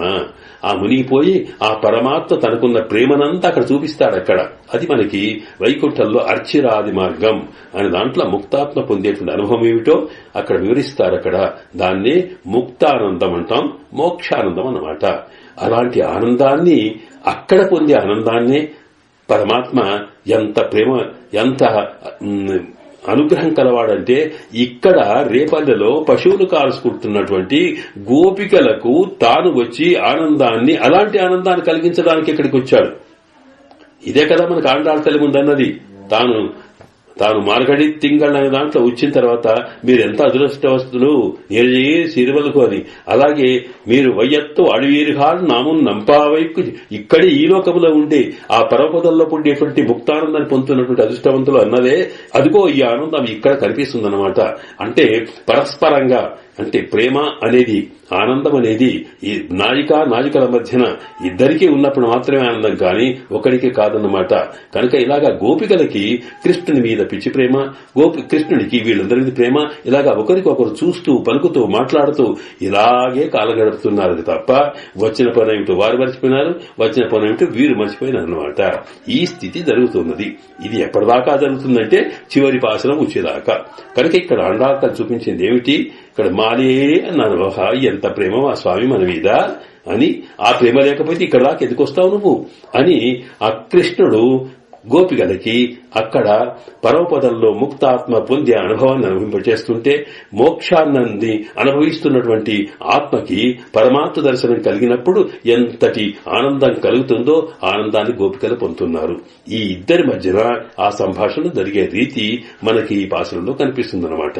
కనుక మాలే మడివన్న అన్నారు. ఇక్కడ చమత్కారంగా ఒక మాట కృష్ణుడు మాట్లాడినాడు. ఈ మాటల్లో కూడా ఏముంటుందంటే, ఇద్దరి మధ్యన సామాన్యంగా లోకాల్లో మనం చూస్తాం, ఇద్దరు ప్రేమికుల మధ్యన ఏదో సంభాషణ జరుగుతుంది. ఏం సంభాషణ జరుగుతారు వాళ్ళు? దేని గురించి మాట్లాడతారు? ఏది గురించి మాట్లాడినా వాళ్ళకు కావాల్సింది ఏంటి? ఆయన మాట్లాడితే ఈవిడ వినాలని, ఈమె మాట్లాడితే ఆయన వినాలని, ఏదోటి చిట్ చాట్ అంటామే అది. అట్లాగే ఇక్కడ కూడా కృష్ణ భగవానుడు ఏదో మాట్లాడబోతున్నాడు, వీళ్ళు ఇంకేదో మాట్లాడుతున్నారు. ఇలాగ వాళ్ళు మాట్లాడుతుంటే వింటూ ఉంటే ఈయన ఆనందపడుతున్నాడట. అలాంటి స్థితిలో ఇక్కడ ఏమన్నారు, ఇక్కడ మాలే అని చెబుతున్నారు, మణివన్న అన్నారు. అంటే ఆహా, అచ్చం నిజంగా స్వామి నీవు ఇంద్రనీలమణి, మణుల్లోపల అంటే నీలి రంగు కలిగిన వెలుతురు కలిగిన మణి చాలా విలువ కలదన్నమాట. దానికి ఇంద్ర నీల మణి అంటాం. ఇంద్రుడు దేవతల్లో ఎంత గొప్పవాడో అలాగా మణుల్లో శ్రేష్టమైందన్నమాట. కనుక మణివన్న అన్నారు వీళ్ళు. మణి అంటే మణి వంటి వర్ణ, వర్ణ అంటే వర్ణము, వర్ణము అంటే రెండు అర్థాలు. వర్ణము అంటే రంగు అని అర్థము, వర్ణము అంటే స్వభావము అని అర్థం అన్నమాట. స్వామి నీ స్వభావము మణిలాంటిది, అంటే మణి ఎలా వెలుతురుస్తుందో అలాంటి వెలుతురు వెలుగుతూ ఉంటావు నువ్వు. అలాగే మణి ఎలాగా ఒక మంచి విలువైన మణి ఉందనుకోండి, ఆ మణికి మనకి దానికి వెలుతురు కావాలనుకుంటే ఇంకా ఏదో మణి వచ్చి వెలుతురు రావాల్సిన అవసరం, సహజంగానే వెలుతురు ఉంటుంది దానికి. దీపాన్ని మరొక దీపంతో ముట్టించవలసిన అవసరం ఉంటే ఉంటుందేమో, కానీ మణులకి ఏం లేదు, సహజంగానే ఉంటుంది అది. కనుక సహజమైన దివ్య తేజస్సంపన్నుడు పరమాత్మ, తేజోరాశి.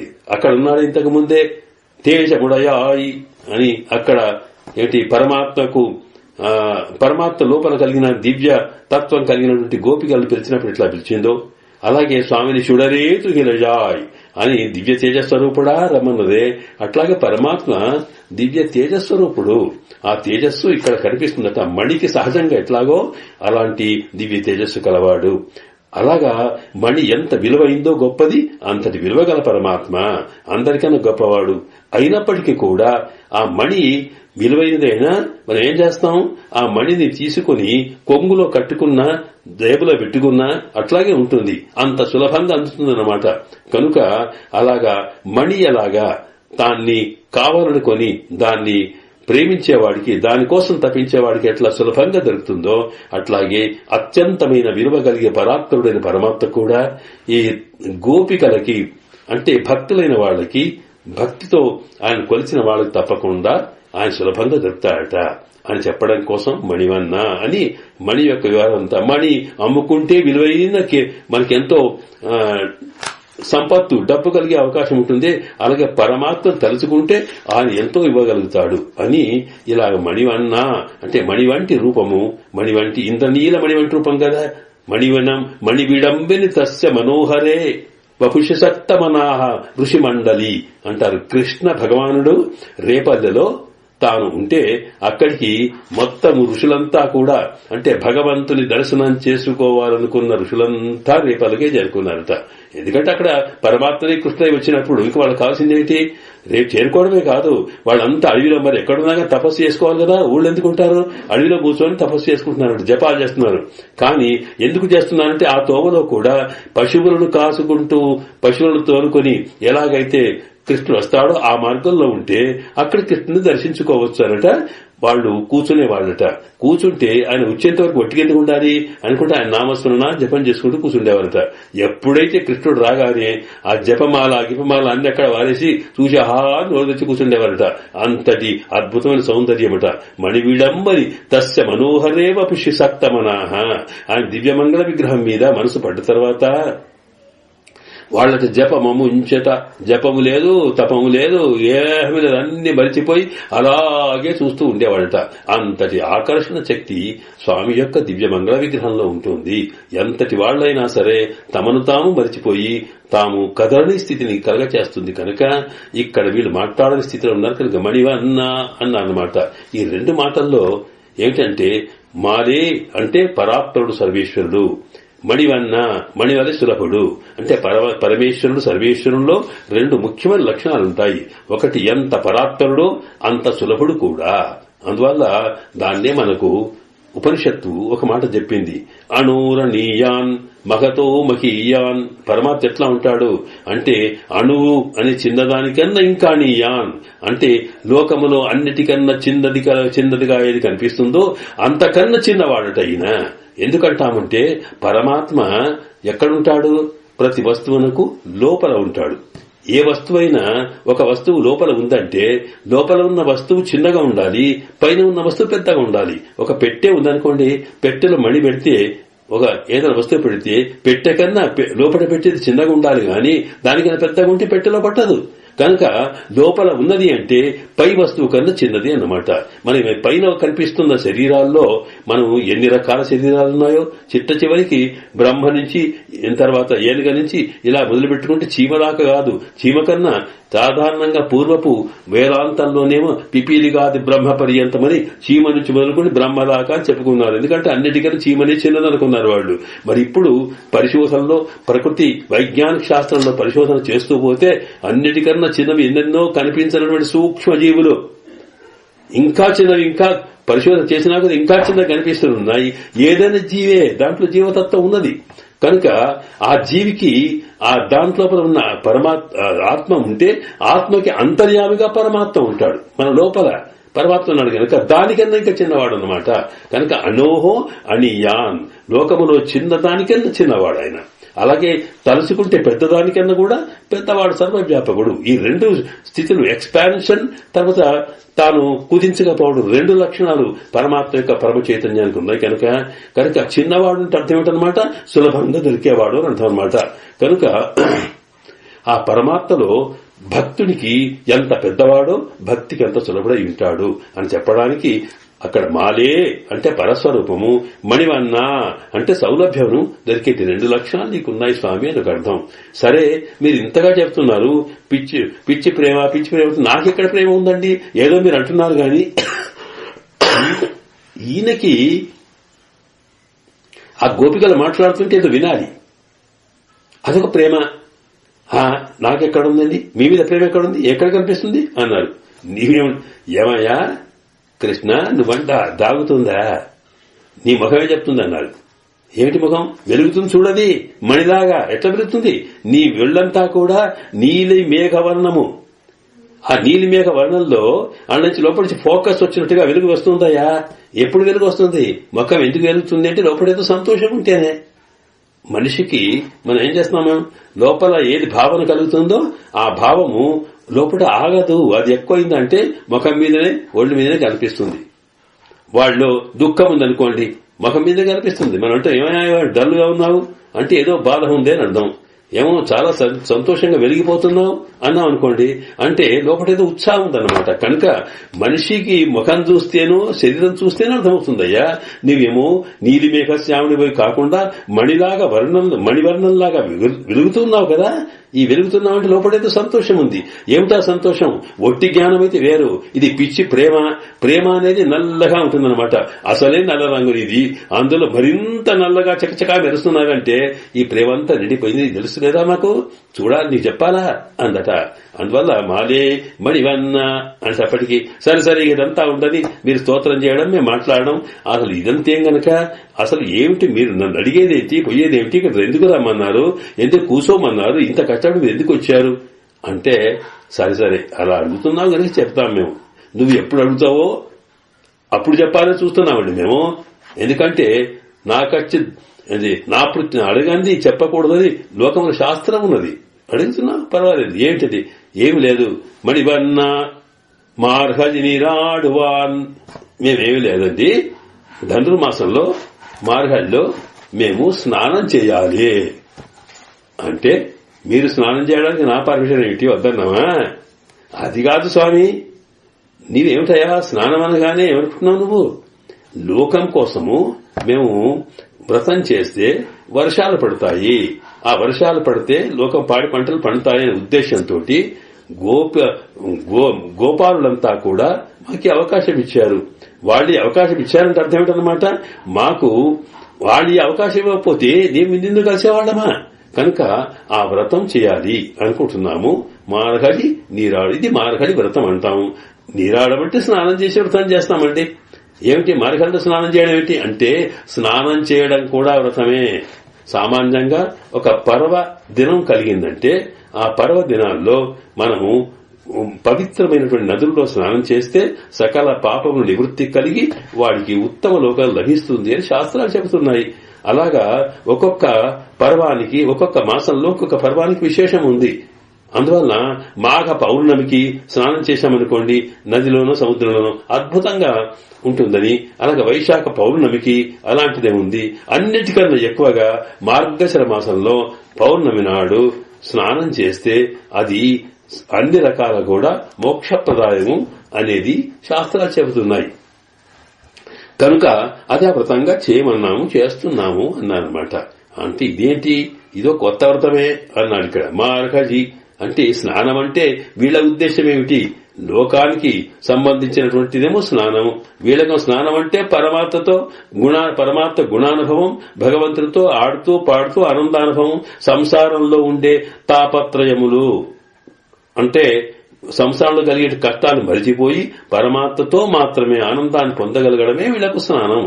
లోకల్లో బాగా వేడైనప్పుడు చల్ల నీళ్లలో స్నానం చేసేంత ఆనందమో, అలాగే సంసార తాపత్రయంలో పడి బాధపడుతున్న వీళ్ళకి ఆత్మకి పరమాత్మ ఆనందాన్ని లభించినప్పుడు ఆనందం కలుగుతోంది. ఇదివరకు చెప్పుకున్నాం కదా.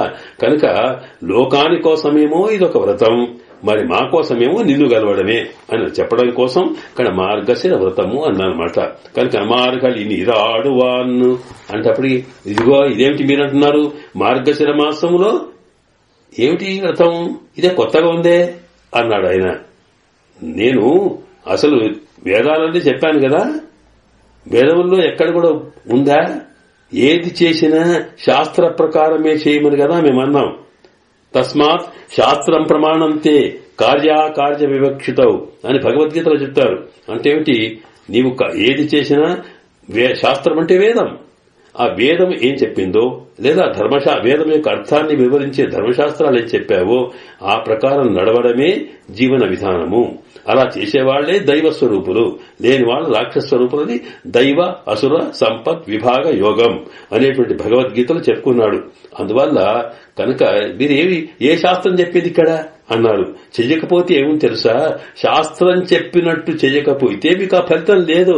ఎందుకంటే యత్ శాస్త్ర విధిముత్సృజ్య వర్తతే కామకారత న సిద్ధిమాప్నోతి న సుఖం న పరార్థం. అంటే శాస్త్ర విధి చెప్పినట్టుగా నడవకుండా, శాస్త్రం చెప్పింది కాకుండా తన ఇష్టం వచ్చినట్టుగా కామకారత అంటే ఎవడు తన ఇష్టం వచ్చిన పనులు చేస్తూ ఇదే వ్రతం అనుకొని చేస్తారో, ఏది చేసినా దానికి ఒక ప్రమాణం ఉండాలి. మనకు వేదమే అన్నిటికన్నా ముఖ్యమైన ప్రమాణం. అదొక వెలుతురు. ఆ వెలుతురులో నువ్వు ఏ పనైనా చెయ్యు. కాకుండా ఏది చేసినా దాని ఫలితం లేనట్టుగానే శాస్త్రంలో చెప్పినట్టుగా చెప్పేటువంటి వ్రతములు కాకుండా మరి ఇంకేదైనా పద్ధతులు చేస్తే దానివల్ల నీకు సుఖము లేదు, ఇహము లేదు, పరము లేదు. కనుక మీరు చేసే ఈ మార్గళి వ్రతమైతే ఉందో అది నిజానికి శాస్త్రం చెప్పిందా? ఎక్కడుంది అన్నారు. అంటే చూడండి, ఇక్కడ మనకి చాలా మంది కూడా ఈ మార్గశిర వ్రతం ఏమిటి, ఈ మార్గశిర మాసంలో ఎందుకు చెయ్యాలి, ఇటువంటి ప్రశ్నలకి సమాధానం ఆండాళ్ తల్లి ఇక్కడ చెప్పేస్తుందన్నమాట. ఇది ఎందుకు చేస్తున్నాము అనేదానికి అంటే వీళ్ళన్నారు, కాదయ్యా స్వామి, మీకు తెలుసు కదా వేదము వాస్తవమే, ప్రమాణం చెప్పింది వాస్తవమే, కానీ అందులో ఉందని లేకపోని కాక వేదంలో స్వర్గలోకం కావాలనే అనుకున్నట్టయితే ఏది జ్యోతిష్ఠోమేన జయత స్వర్గ కామహ అని చెప్పి ఉంది. అలాగా ఒక్కొక్క వ్రతం చేయడానికో, ఒక యజ్ఞం చేయడానికో, ఒక పూజ చేయడానికో దానికి మూలమైనటువంటి ఒక ఇన్స్ట్రక్షన్, దానికి సంబంధించినటువంటి ఒక ఆజ్ఞ వేదం చెబుతుంది. కానీ ఎక్కడైనా మీరు మార్గళి వ్రతం చేయవలసింది, ధనుర్మాసం వచ్చిందంటే ఇలాంటి చేయకూడదని ఉందా? కనిపించకపోవచ్చు కానీ స్వామి, మాకు తెలియదు స్వామి. ఎందుకంటే మీరు శాస్త్రాలు గీస్తారంటే మాకేం తెలుస్తుంది? ఇక్కడేమున్నది? మేము గోపికలం, మేము గోల్లలమయ్యా. మాకేంటంటే మా పెద్దలు చేసినారు, ఆ పెద్దలు చేసినారు కనుక మేము చేస్తున్నాం అంతే. అందరు చెప్తారు కదా, ఆ శాస్త్రం ఏం చెప్పింది? ధర్మజ్ఞ సమయ ప్రమాణం వేదాశ్చ అని ధర్మసూత్రం. అంటే వేదములలో చెప్పబడకపోయినా ఏదైనా ఒక విషయము, ఒక వ్రతము, పూజ ఏదైనా వేదములలో చెప్పబడకపోయినా ధర్మజ్ఞులు అంటే ఏది ధర్మమో, ఏది అధర్మమో, ఏది అవసరం, ఏది మంచో, ఏది చెడో తెలిసినటువంటి వాళ్ళు ఉంటారే, వాళ్ళ ఆచారం ముఖ్యం. వాళ్ళు ఎట్లా నడిస్తే మనం అట్లా నడవాలి. ఎందుకంటే వేదము త్రైగుణ్య విషయ వేదాహని అవి ఎన్నెన్నో చెబుతాయి. ఓసారి హింస చేయమంటుంది, ఓసారి వద్దంటుంది, ఓసారి సత్యం పలుకుంటుంది, ఓసారి వద్దంటుంది. ఎలాగేది?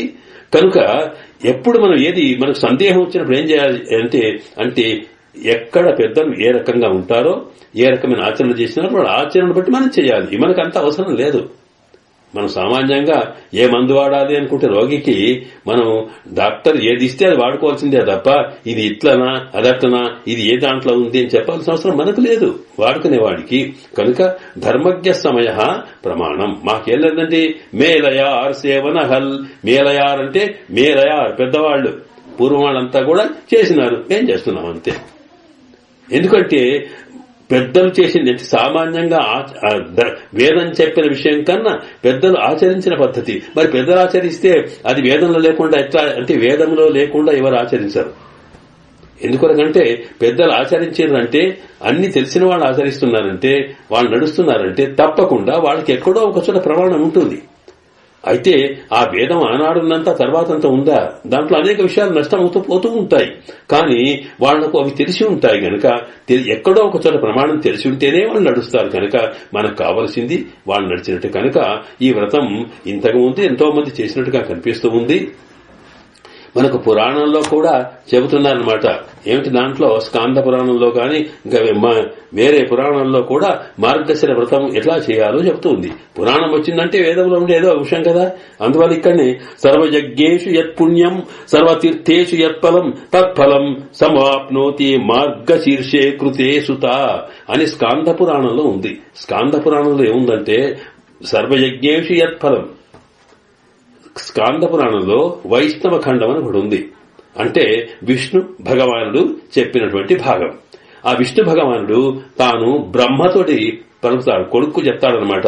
ఏమిటి అంటే మార్గశిర మాసములో మనం చేసే వ్రతం యొక్క వైభవాన్ని వివరిస్తూ, ఒకవేళ ఎవరైనా ఈ మార్గశిర మాసంలో పరమాత్మ స్నానం చేసి ఉదయమే మరి నదిలో స్నానం చేసి తర్వాత పరమాత్మ యొక్క పూజా విధానం బ్రాహ్మీ ముహూర్తంలో చేస్తే ఏం జరుగుతుంది అంటే సర్వయజ్ఞేషు యత్ఫలం.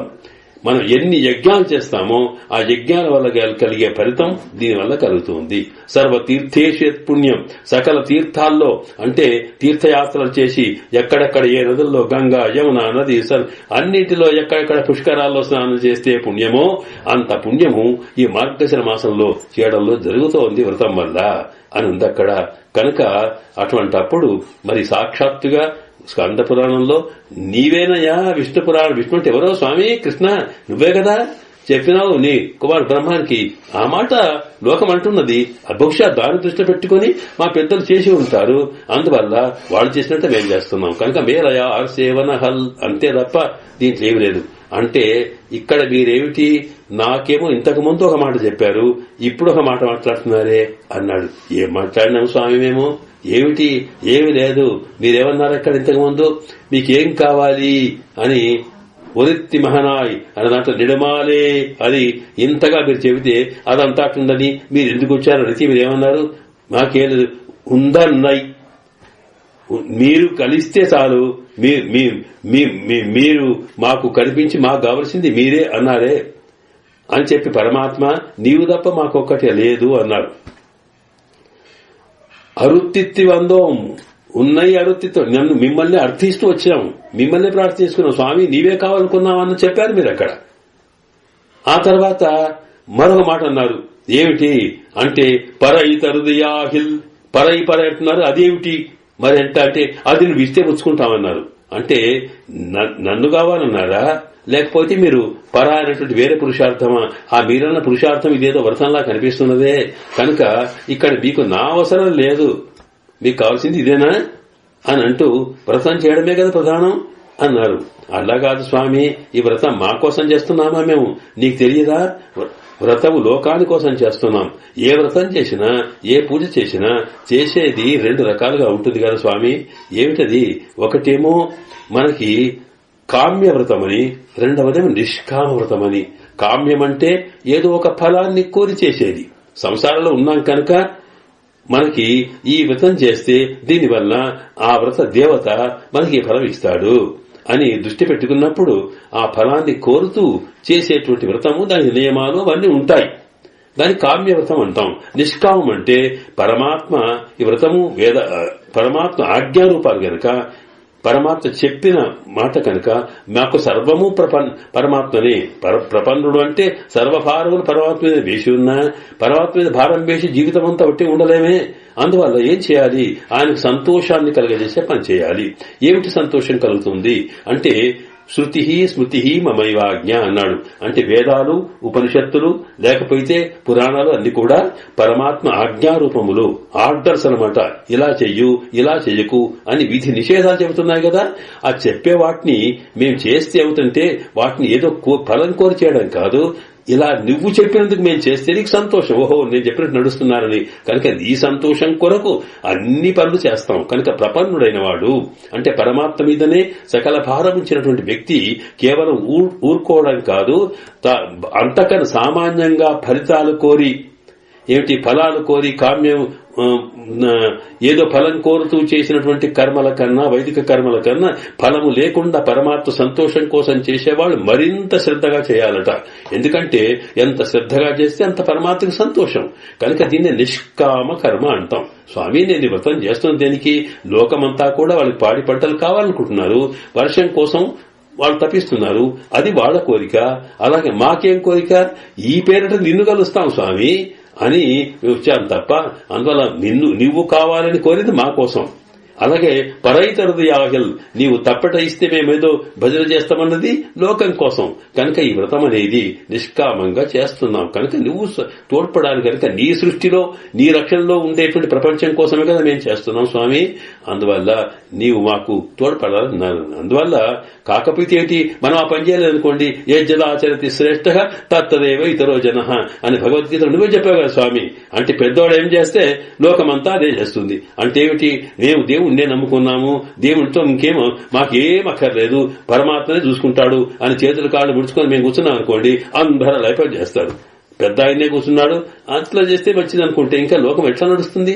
కనుక అట్లా కాకుండా వాళ్ళకన్నా ఎక్కువగా శ్రద్ధగా చేయమని నువ్వే చెప్పావు కదా భగవద్గీతలో. సామాన్యంగా ఫలమును కోరి ఎవరైతే కర్మలు చేస్తారో ఆ ఫలములు కోరి చేసిన వాళ్ళకన్నా ఎక్కువ శ్రద్ధతో చేయాలి. చేస్తే ఏమిటంటే మనను చూసి ఇతరులు నేర్చుకొని చేస్తారు.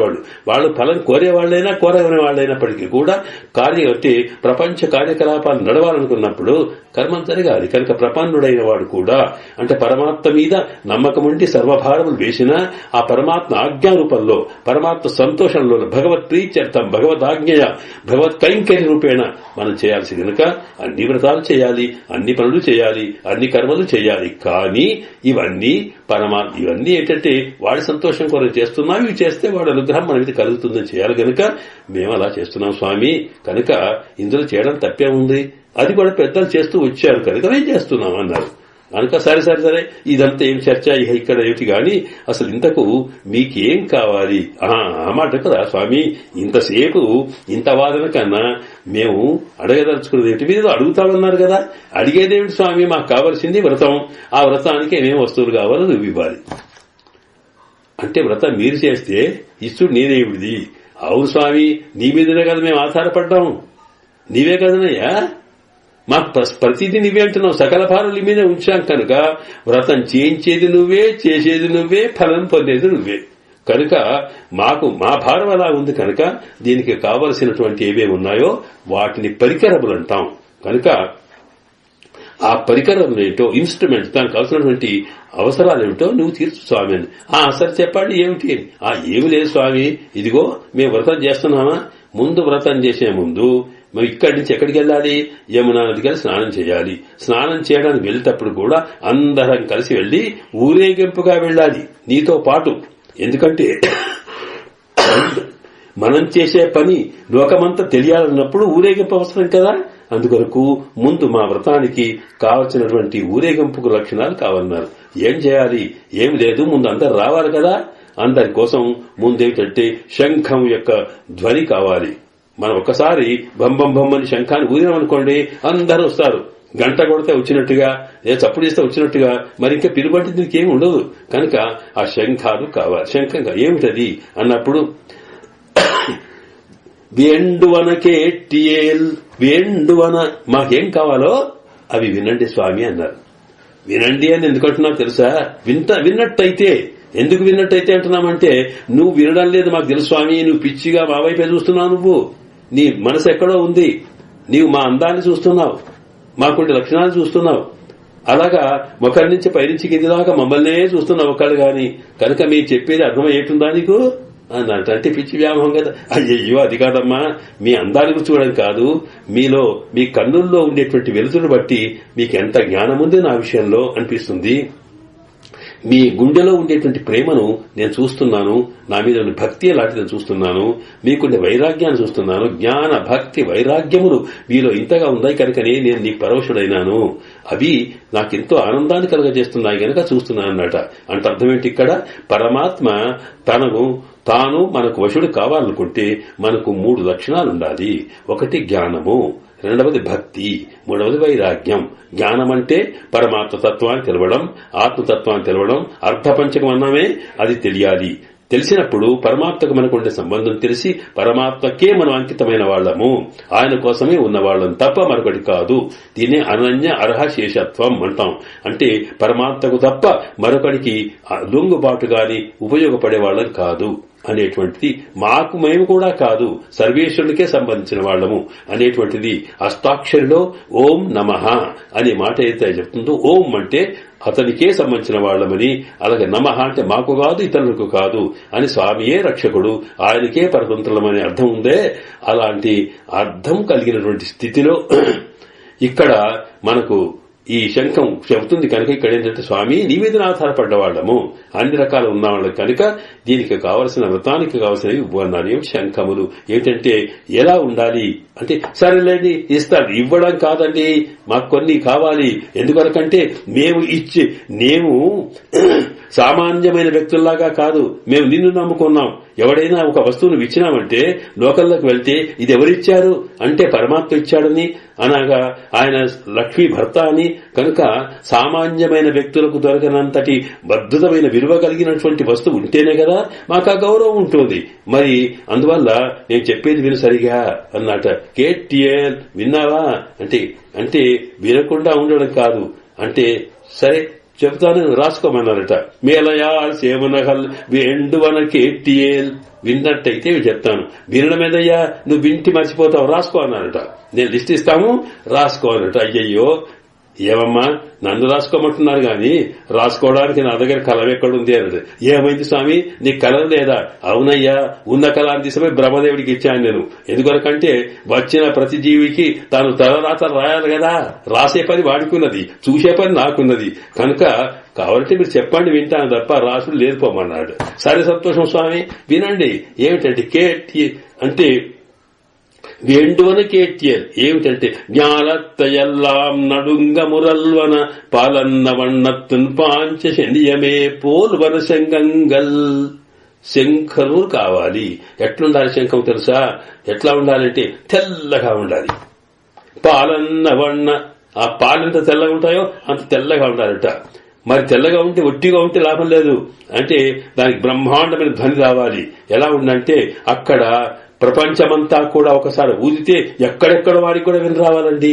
అందువల్ల జ్ఞాలత్తై ఎల్లాం నడుంగా, జ్ఞానం అంటే భూమి, ప్రపంచమంతా ఎల్లామంతా కూడా నడుంగా అంటే అంత బడిగిపోయేట్టుగా లేక అంతా కూడా ఒకసారి కదిలేట్టుగా ఆ ధ్వని రావాలి. జ్ఞాలత్తై ఎల్లాం నడుంగా మురల్వన అంటే ఆ ధ్వని చేసేట్టుగా అటువంటి పాలన్న వన్నత్తు అని చెప్పి అది ఇదంతా ఎందుకు వర్ణిస్తాం? ఉన్ పాంచజన్యమే, నీ చేతిలో శంఖమున్న చూడు, దాన్ని పాంచజన్యం అని పేరు. ఆ పాంచజన్యం అని పేరు కలిగినటువంటి నీ శంఖము లాంటిది కావాలి నాకు. అట్లాగా అన్నారనమాట. అయితే ఇక్కడ ఎందుకు చెప్తున్నారు అంటే ఇంత వర్ణన చెప్పడం అవసరం ఏంటంటే మాకు ముఖ్యంగా ఎక్కడ ఏ పని చేసినా నీవే గుర్తుకు రావాలి. నీవేమో నీలమేఘ శ్యాముడివి స్వామి. నీ ముఖం, నీ తిరుముఖ మండలము నీలివర్ణంతో మిలమిలాడుతూ ఉంటుంది, బ్లూ కలర్. నీ పెదవులేమో ఎర్రగా ఉన్నాయి, ప్రేమతో కూడుకున్నవి. బ్లూ కలర్ లో ఎరుపు కలిసినప్పుడు రెడ్ అండ్ బ్లూ ఇలా కనిపించిందే. దానికి నీవు నీ చేత్తోటి ఆ తెల్లని శంఖాన్ని నోట్లో పెట్టుకుని ఊత్తూ ఉంటే అదేమో తెల్లగా, పెదవులేమో ఎర్రగా, నీ తిరుముఖ మండలేమో నీలిగా, ఇలా కాంబినేషన్ చూస్తుంటే ఎంత అందంగా ఉంటుంది స్వామి. అలాంటి దాంటి అందమనేది మేము అనుభవిస్తూ శంఖాన్ని ఊదగలిగే స్థితి కావాలి. కనుక నీ పాంచజన్యమైతేనే కుదురుతుంది. కనుక ఆ పాంచజన్యం అనేది ఇది ఎందుకనుకో తెలుసా? ఎందుకంటే నీ పాంచజన్యంలో ఒక విశేషం ఉంది స్వామి. ఏం విశేషం ఉందయ్యా? ఏమి లేదు. అది నీకు ఎవరైతే శత్రువులో అంటే ఎవరైతే నాస్తికులో, ఎవరైతే వ్రతానికి వ్యతిరేకంగా ఉంటారో, పరమాత్మ తత్వాన్ని వ్యతిరేకించే వాళ్ళు ఉంటారో వాళ్ళందరికీ గుండెల్లో గుబేలు పుట్టించగలిగే ధ్వని ఆ పాంచజన్యంలో వస్తుంది. ఎవరైతే నిన్ను ప్రేమిస్తారో, నీకోసం తపిస్తారో వాళ్ల మీద ప్రేమ ఉరకబోసేటువంటి ధ్వని అందులో వస్తుందయ్యా. నీకు తెలియదా? ఆ రోజు ఆ కురుక్షేత్రంలో భీష్ముల వారు ఒకసారి యుద్ధ ప్రారంభంగా శంఖనాదం చేశారు. చేస్తే ఏమైంది? సశబ్ద తుములో భవతు అని భగవద్గీత చెప్తుంది. ఆయన ధ్వని అంతట వ్యాపించింది తప్ప ఏమీ కాలేదట. ఆ దానికి నువ్వు తక్షణమే ఒకసారి ఎదురుగా పాండవుల వైపు నుంచి నువ్వు శంఖాన్ని ఊదావు. పాంచజన్యం ఋషికేశ దేవదత్తం ధనంజయ అని అందరికన్నా ముందు నీ పాంచజన్యాన్ని పెట్టి బ్రహ్మాండం చేస్తే సఘోషో ధార్తరాష్ట్రాణం హృదయాన్ని విదారయతు అన్నాడు వ్యాస భగవానుడు. దాంట్లో అంటే ఆ ఘోష అంటే భగవద్గీతలో ఆ నీవు పాంచజన్యం యొక్క ధ్వని విన్నట్టయితే సకలం ఎదురుగా ఉన్న సైన్యంలో ఉండే కౌరవుల యొక్క సగం మంది గుండెలు హార్ట్ ఫెయిల్ అయి పడిపోయినారండి. అంతటి బ్రహ్మాండ శత్రువులను వినాశం చేయగలుగుతుంది. మరి అదే పాంచజన్యము పాపం నీ కోసం ప్రేమించి తప్పించి ఎవడికో తనను కట్టబెడుతున్నారు పెళ్లిలో అనేటువంటి బాధపడుతున్న రుక్మిణీదేవికి నీవు దగ్గరికి వచ్చావు అని ఒక్కసారి గుర్తు చేయడం కోసం నీవు వాయించావే, ఒకసారి ధ్వని చేశావే, అది ఎంత ఆనందం కలగజేసింది రుక్మిణికి. అదే పాంచజన్యం. కనుక పనికిరాని వాళ్లకు, శత్రుడైన వాళ్లకు గుండెలో గుబేలు కుట్టేట్టుగా, అలాగా దీనికి అనుకూలమైన వాళ్ళు సంతోషం కలిగేది. కనుక అలాంటి పాంచజన్యం మాకు కావాలి అన్నానమాట. ఓహో అట్లాగా అన్నాను. అంటే సరే మరి నా పాంచజన్యం అంటే ఒక్కటిస్తే సరిపో స్వామి, మేమేం సామాన్యమైనటువంటి లోకల్లో ఉండేటువంటి సంఘ నాయకులం కాదు, తమకి ఇస్తే సమర్థం ఉండి సంఘాన్ని ముంచేవాళ్ళం కాదు. మా దృష్టి ఏమిటి తెలుసా? మేమేంటంటే 5 లక్షల మంది ఉన్నాం, అందరికి సమానమైన స్థితి కావాలి. కనుక ఇలాంటి ஞானத்தை எல்லாம் நடுங்கா முரல்வனா పాలన్న వన్నత్తు ఉన్ పాంచజన్యమే పోల్వన శంగంగల్. ఒక్కటి కాదు, నీ పాంచజన్యంలాగా కనిపించేటువంటి 5 లక్షల మందికి 5 పాంచజన్యాలు కావాలి, ఇవ్వాలి. ఇదేమిటమ్మా, నా దగ్గర ఉన్నదే ఒకటి, ఇది ఇస్తాను గాని ఈ 5 లక్షల మందికి ఎక్కడిస్తావు అంటే, ఎక్కడిస్తావో నాకు సంబంధం లేదు. ఇస్తావన్నావా లేదా, అడుగుమన్నావా లేదా, అడుగుతున్నాం, విను, ఏం చేస్తావు, అది నీ పని, నాకేమి ఇవ్వాలి తప్పగా అన్నారు వీళ్ళు. అంతగా అంటే పరమాత్మను బలవంతం చేసి యా బలాత్కృత్య భుంక్తే అని గోదామ తల్లి చెప్పారే, ఇది గోపికలకు బలాత్కారం చేసైనా సరే అథారిటీ చూపించగలిగేటువంటి శక్తి ఈ భక్తులకు వచ్చింది భగవంతుని మీద. అంతగా వ్యామోహంలో మునిగిపోయినాడు పరమాత్మ. ఇది చెప్పడం అన్నమాట. ఇవన్నారు. సరే, అది సరిపోయింది, ఇంకేం కావాలి. ஞானத்தை எல்லாம் நடங்க பாலன்ன வண்ணத்து உன் பாஞ்சஜன்யமே போல் మన శంగంగల్ పోయెప్పాడుడయనవే చాలా పెరుంపరయే. స్వామి, అందరూ ఊరేగింపుకు వెళ్తే ముందర చప్పట్లు కావద్దా? ముందర మనం ఏమిటి వాయిద్యాలు కావాలి కదా, దాంతో పాటు మేము భజన చేస్తూ వెళ్తాం కదా, వాటికి తాళాలు తప్పట్లు కావాలి కదా, ఆ భజనకు మరి పరాయి కావాలి, వాయిద్యం కావాలి. సరేనండి, ఎట్లిస్తావు? సరే అంటే మళ్ళీ అట్లా కాదు, మాకు ఎట్లా చాలా పెరుంపర, అది పెద్దగా ఉండాలి, దానికి లోపల ఉన్నటువంటి గ్యాప్ అవుతుందో అది విశాలంగా ఉండాలి, చక్కగా ధ్వని చేసేట్టుగా ఉండాలి, ఆ ధ్వని వల్ల లోకమంతా సంతోషించేట్టుగా ఉండాలట. కనుక పోయి పాడుడయనవే చాలా పెరుంపర, పెద్దది కావాలి. అంటే మరి అలాంటిది ఎక్కడుంటుందబ్బా, ఎక్కడుంటుంది అనుకుంటా స్వామి? నువ్వు మేము ఆడమన్నప్పుడల్లా కుంభ నృత్యం చేసినప్పుడు నెత్తి మీద కుండ పెట్టుకుని గజ్జలు కట్టుకుని దప్పు కొట్టుకుంటూ ఆడినావా లేదా? అలాంటిది కావాలండి మాకు. అది అంటే ఓహో అదే, అయితే సరే, కానీ నాకు ఉన్నది ఒక్కటే కదా, ఒక్కటైతే నాకు అక్కర్లేదు, మాకు కావలసిన 5 లక్షల మందికి 5 రకాల ఆవిడాటియే ఇవ్వాలా. ఎక్కడిస్తావు మళ్ళీ అనకయ్యా, ఎక్కడిస్తానకు నీ ఇష్టం, నువ్వేం చేసుకుంటావు, మేము అడిగేది అడుగుతున్నాం అంతే. అందువల్ల ఇక్కడ పోయెప్పాడనవే చాలా పెరుంపరయే. ఆ తర్వాత సరేనండి ఇచ్చాను చూద్దాం అని, చూద్దాం కాదండి, అవన్నీ తప్పెట్లిస్తే తాళాలిస్తే పాటలు వాడేవాళ్ళు కూడా కావాలి కదా, మంగళాశాసనం చేసేవాళ్ళు కావాలా, మంత్రాలు చదివేవాళ్ళు కావాలి, భజన చేసేవాళ్ళు కావాలి కదా. మాకేం భజన వస్తే స్వామి, మేము భజన చేయం, చేసేవాడు వేరే వీరుడు. కనుక మంచిగా గానంగా చేసి బాగా భజన చేస్తూ లేదా శుభాన్ని చేస్తూ పల్నాడు పాడేవాళ్ళు కావాలి స్వామి. అంటే ఇక నా దగ్గర ఎవరున్నారు? ఉంటే ఆ పెరియాడు వాళ్ళు పల్లాడు అని మాకోసారి పాడినాడు, కావాలంటే వారిని అడుగుతాను, పంపిస్తా అన్నాడు ఆయన. అంటే ఆహా సరే, పంపిస్తావు కానీ అలాంటి వాళ్ళు మళ్ళీ 5 లక్షల మంది కావాలి. ఒక్కరున్నట్టే 5 లక్షల మంది ఎక్కడ తెస్తాం? మళ్ళీ ఆ మాట అనకయ్యా, ఎందుకంటే మేము అడిగింది అది. పల్లాండ్ ఇష ఇప్పారు, ఇష అంటే గానం, పల్లాండు పాడేవాళ్ళు, మంగళం పాడేవాళ్ళు కావాలి. సరే, వ్రతం ఉన్నప్పుడు పాటలు పాడేవాళ్ళు కావాలి, సరే చూద్దామన్నారు. ఇంకేం కావాలి అంటే కోల విలక్కే కొడియే విధానమే. ఎంతే కాదండి, ఇదిగో బాగా ఏంటి మన ముందు పోతుంటే దివిటీలు కావాలి, లేకపోతే అద్భుతమైన నిన్ను వెంబడించినప్పుడు అందమైనటువంటి దీపం కావాలి కదా. కోల విళక్, కోల అంటే అందమైన, విళక్ అంటే దీపం అన్నమాట. అందమైన దీపమా? దీపాలు అందంగా ఉండవా? అన్ని దీపాలు కాదయ్యా, లోకంలో ఎవరికి కనిపించినంతగా అందంగా ఉండే దీపం కావాలి. ఎక్కడుంది ఆ దీపం? అదేమిటానేంటి, నీ దగ్గర ఉంది కదా, నీ వక్షస్థలంలో అమ్మవారు, ఆమెనే శ్రీరంగ మంగళమణి కరుణ, దాంట్లో ఉండేటువంటి మంగళరేఖ దీపరేఖ ఉంటామే, అదిగో అమ్మ బంగారు తల్లి ఉన్న ఆమె మెరుస్తూ ఉంటే సంతోషం కనుక అలాంటి దీపం ఒకటి కావాలి. అలాంటి మళ్ళీ 5 లక్షల మందికి కావాలి. అంటే 1 లక్షని 5 లక్షలు ఎక్కడ చేస్తాం మనం అనుకోపు, అది మా సంగతి, నీ బాధ్యత, నాకెందుకు. కనుక కోళ్ళ విలక్కే కొడియే అంటే మేము ఇంత ముందు పోతుంటే ఈ ఊరేగింపు ఏమిటి, వ్యవహారం ఏంటి, ఎవరు తెలవడానికి అక్కడ ఒక జెండా కావాలి కదా. కొడి అంటే జెండా, ధ్వజం కావాలి. మరి ఏం ధ్వజం? నీవు వస్తున్నప్పుడు చూస్తామే, ఏమిటి ఆ గరుడ ధ్వజం ఉందే, ఆ గరుత్మంతుడు, అలాంటివి కావాలి ధ్వజం. అంటే ఉన్నాడే ఒక్క గరుత్మంతుడు, 5 లక్షల మందికి ఎక్కడ ఇస్తాము? మళ్లీ అదంటాడు ఈయన. అది కాదు, మాకు కావలసింది ధ్వజం, ఇంతమందికి కావాలి. ఒకటి పెడితే ఊరేగింపు ముందర ఒకటి పెడితే సరిపోదా? అట్లా కాదంటే ఎక్కడ వాళ్ళు అక్కడ అందరం పట్టుకుంటాం మేము జెండాలో. కనుక మాకు అందరికీ కావాలి. కోల విలక్కే కొడియే. సరే సరే సరే చూద్దాం. చూస్తావు గాని ఇది ఏం కాలం అనుకుంటున్నావు? ఇది ఏంటి చల్లటి చలికాలం. ఇక్కడనేమో మనకు ఏంటి మంచు కురిసే కాలం అండి. ఇంతమంది ఒకటి దాకా నడిస్తే మీరంతా మంచు కురుస్తుంటే ఎంత బాధ అవుతుంది. అందరు ఒకరిగా 5 లక్షల మంది సుకుమారం ఎంతో కష్టపడి వచ్చాం ఇక్కడికి. అందరు నీతో పాటు మేము వెళ్ళాలనుకుంటే ఏం కావాలి? పైన ఒక కవర్ ఉండాలండి, దాన్ని చాందిని అంటామే. అలాగా ఒక టెంట్ లాంటిది. మరి ఎప్పుడు అది ఒకచోటగా నడుస్తూ ఉంటే ఉండాలంటే నేను ఎప్పుడు నడిచినా నా వెంబడి నన్ను కాపాడేవాడు ఆదిశేషుడు అక్కడే ఉన్నాడు. ఆదిశేషుడు తప్ప ఇంకోటి లేదు. అదంతా కాదు మాకు, ఎక్కడి వాళ్ళకక్కడ. ఎందుకంటే ఏదో ఒక గొడుగు పట్టుకుంటే దాని కింద వాన పడితే తల మాత్రమే దాచబడుతుంది, మిగతంతా తడుస్తాం. అట్లా కాకుండా అందరూ కూడా రక్షింపబడేట్టుగా ఎక్కడి వాళ్ళకక్కడిని మనకు వాళ్ళ పైనుంచి చాందినీలు కావాలి. 1, 2, 3, 4, 5, 6 అడిగారు ఇక్కడికి. అడిగిన తర్వాత ఇంకేమన్నా సరే ఇవైతే ఎట్లా ఇస్తావో చెప్పు స్వామి, మాకు 5 లక్షలు ఇవ్వాలి.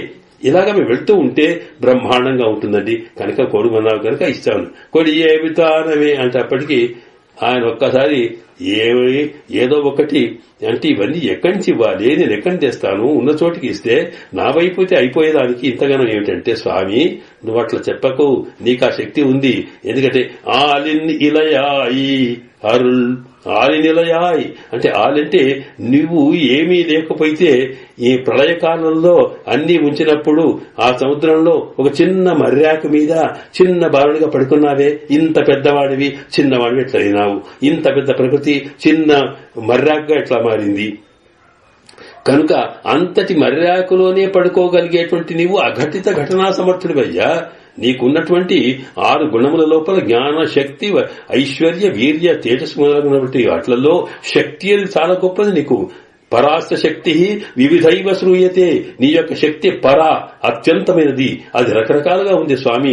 పెద్దగలుగుతావు, చిన్నగలుగుతావు. ఒకటి నువ్వు సృష్టి చేసేవాడు నువ్వు కనుక ఇన్ని సృష్టి నువ్వు చేయగలుగుతావు స్వామి. కనుక స్వామి నీకు అఘటిత ఘటనా సమర్థం అంటే లోకములో ఏది దొరకదు అనుకుంటామో దాన్ని దొరికించగలిగే శక్తి నీలో ఉంది. లోకములో ఏది లేదనుకుంటామో వాటిని సృష్టించగలిగే శక్తి నీకు ఉన్నది. కనుక స్వామి నీకుండేటువంటి సృష్టి స్థితి లయముల గురించి మాకు తెలియదా? కనుక నీవు మా మీద అయితే ఒకటి అంటే నీకు కృప రావాలి. ఎందుకంటే మేము కోరితే రాదు. నీకు అరుళ్ అన్నారు. హాలిలయాయ్ అరుళ్, నీవు కృప చేస్తే చాలు. ఎందుకంటే పరమాత్మ కృప కలిగితే తాను ఎన్నైనా సృష్టి జరుగుతాడు. అందువల్లనే ప్రళయకాలంలో ఈ సృష్టి చేయవలసిన పరిస్థితి వచ్చినప్పుడట ఆయన మొత్తం ఈ లోకమంతా ఒకసారి మునిగిపోతుంది. ఈ ప్రళయం అనేది మనకు 3 రకాలుగా ఉంటుంది. ప్రళయం అంటే అంత వినాశం, సృష్టి స్థితితో పాటు లయము. లయం అంటే ప్రకృష్టమైన లయము, అంటే మొత్తం లయం చెందడం ప్రళయము అన్నమాట. ఆ ప్రళయంలో మనకు సామాన్యమైనటువంటి తాత్కాలిక ప్రళయం ఒకటి ఉంటుంది. తర్వాత ఏమిటి మాధ్యమిక సామాన్యమైన ప్రళయం ఇంకొకటి ఉంటుంది, పూర్తి ప్రళయం ఇంకొకటి ఉంటుంది. దీంట్లో తాత్కాలిక ప్రళయం అంటే మనం నిద్రపోయినప్పుడు మనం మరిచిపోతామే, మనం ఏముంటామో తెలియదు, లేస్తామా లేవమా. అలాగా తాత్కాలికంగా ప్రపంచమంతా మనం నిద్రలో మునిగినప్పుడు మనకి ఏమి తెలియకుండా ఉండేటువంటి స్థితి ఉందే దీన్ని తాత్కాలిక ప్రళయం అంటాం. అంటే ఏమిటి, రాత్రి పూట పగల కన్నా రాత్రి ఉందే తాత్కాలిక ప్రళయమే.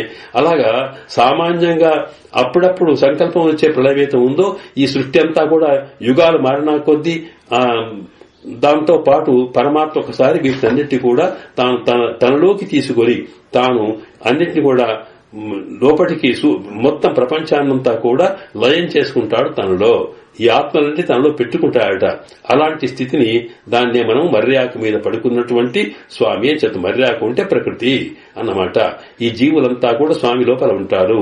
దానికి అంతర్బహిష్య తత్సర్వం వ్యాప్య నారాయణ స్థిత అంటామే.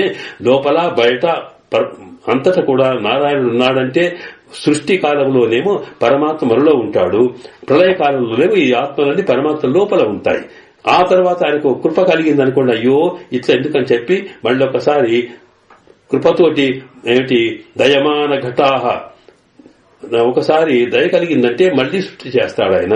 కనుక అరుళ్ కృప కలిగినప్పుడే నువ్వు రక్షించగలుగుతావు. ఇంతమందిని ఇంత సృష్టి అంతా నీలో పెట్టుకుని చిన్న ఆకు మీద పడుకున్నటువంటి శక్తి కలవాడి నువ్వు తలుచుకుంటే సృష్టి చేస్తావు. కనుక స్వామి మాకు ఏదైనా చేయమని అంటే అర్థం ఏమిటి, స్వామికి దీంట్లో పరమాత్మకుండే 3 గుణాల్ని వాళ్ళు అనుభవించారు.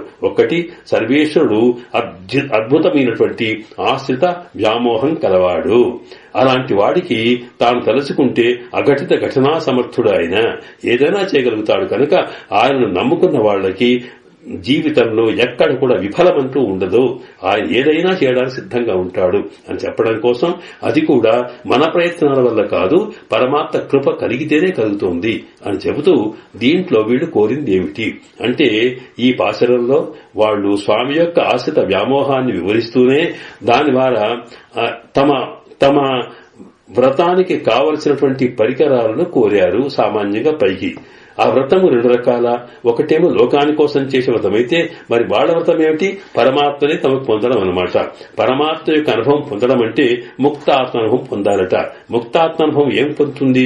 శాస్త్రం చెబుతుంది. ఇక్కడ ఏంటంటే, ఈ దీంట్లో పుణ్య పాపే విధూయ నిరంజన పరమం సామ్యం ఉపైతి అంటే, ఈ ఆత్మ జీవాత్మ తాను పుణ్య పాపాల ఫలితంగా తాను అనుభవిస్తున్న శరీరాలన్నింటి కూడా వదులుకొని, ఎందుకంటే పుణ్యం లేక పాపం లేనప్పుడు కర్మానుభవం అనేది లేదన్నప్పుడు కర్మ ఫలితాన్ని అనుభవించడానికి శరీరాలు ఉండకపోవడం వల్ల పునర్జన్మ అంటూ లేదు. లేకుండా ఉండి అప్పుడు ముక్తాత్మగా వెళ్తే అక్కడేమవుతుందంటే పరమం సామ్యం ఉపైతి. ఈ ముక్తాత్మ పరమాత్మ దగ్గరికి ముక్తి పొందినటువంటి ఆత్మ వైకుంఠంలో తాను పరమం సామ్యం పరమాత్మతో సమానమైన స్థితి కలుగుతుందట. అంటే వైకుంఠంలో ఉన్నటువంటి పరమాత్మ లాంటి రూపం దీనికి వస్తుంది. ఆయనకు 4 భుజములు ఎట్లాగో దీనికి ఆత్మకి చతుర్భుజములు, ఆయనకు శంఖచక్రములు ఎట్లాగో ఈయనకో శంఖచక్రములు, ఇలాగ ఆయన అనుభవించే స్వరూపమంతా ఇక్కడికి వస్తుందట. దీన్ని సారూప్య మోక్షం అంటాం అన్నమాట.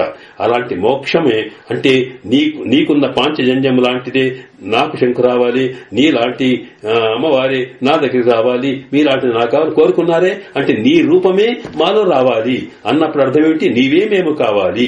మాకు ఉండేటువంటి లక్షణం ఇదే ముక్త ఆనందం అనమాట. మేము ఒక్కళ్ళం కాదు, మొత్తం నేను ఆశ్రయించిన ఈ 5 లక్షల ఆత్మలన్నీ కూడా పరమాత్మ స్వరూపంలోకి చేరుకోవాలి. పరమం సామ్యం పరమాత్మతో సమానం పొందడం అంటే పరమాత్మ అక్కడ ఉండి తాను పరమపదంలో ఉన్న స్వామి యొక్క రూపము, అలాగే స్వామి అనుభవించేటువంటి భోగ్యమైన వస్తువులు, స్వామి అనుభవించేటువంటి భోగ ఉపకరణములు. భోగోపకరణం అంటే ఏమిటి అర్థం? మనం ఏదైనా తినాలనుకున్నాం అనుకోండి, తినే వస్తువును భోగ్యము అంటాం. తినడానికి మనకు పనికొచ్చే ఇన్స్ట్రుమెంట్స్ ను భోగ ఉపకరణములు అంటాం. అలాగే భుజించేవాడిని భోక్త అంటాం. మనం భుజించే స్థలం ఉంటుందే ఆ ప్లేస్ అంటుంది, దానికి భోగ స్థలం అంటాం. అలాగే పరమపదం భోగ స్థలము, అక్కడ అనుభవించేది పరమాత్మ స్వరూపము. దాన్ని అనుభవించడానికి కావలసినటువంటి సకల పదార్థములు. భగవంతుడితో ఎట్లా ఉంటాడో ఆ భగవంతుతో పాటు సోశ్రుతే సర్వాన్ కామాన్ సహ బ్రహ్మణాన్ని మనకు 2వ పాసరంలో మళ్ళీ మరొక పాసరం వస్తుంది. ఇక్కడ పరమాత్మను సారూప్య మోక్షం అంటాము. అలాగా భగవంతునితో సమానమైన మోక్షం అందరికి కలిగి ఆనందం కలగ చేయమని వాళ్లు కోరుకున్నారు. లోకం కోసం వ్రతానికి కావలసిన పరికరాలు కోరుకున్నారన్నమాట.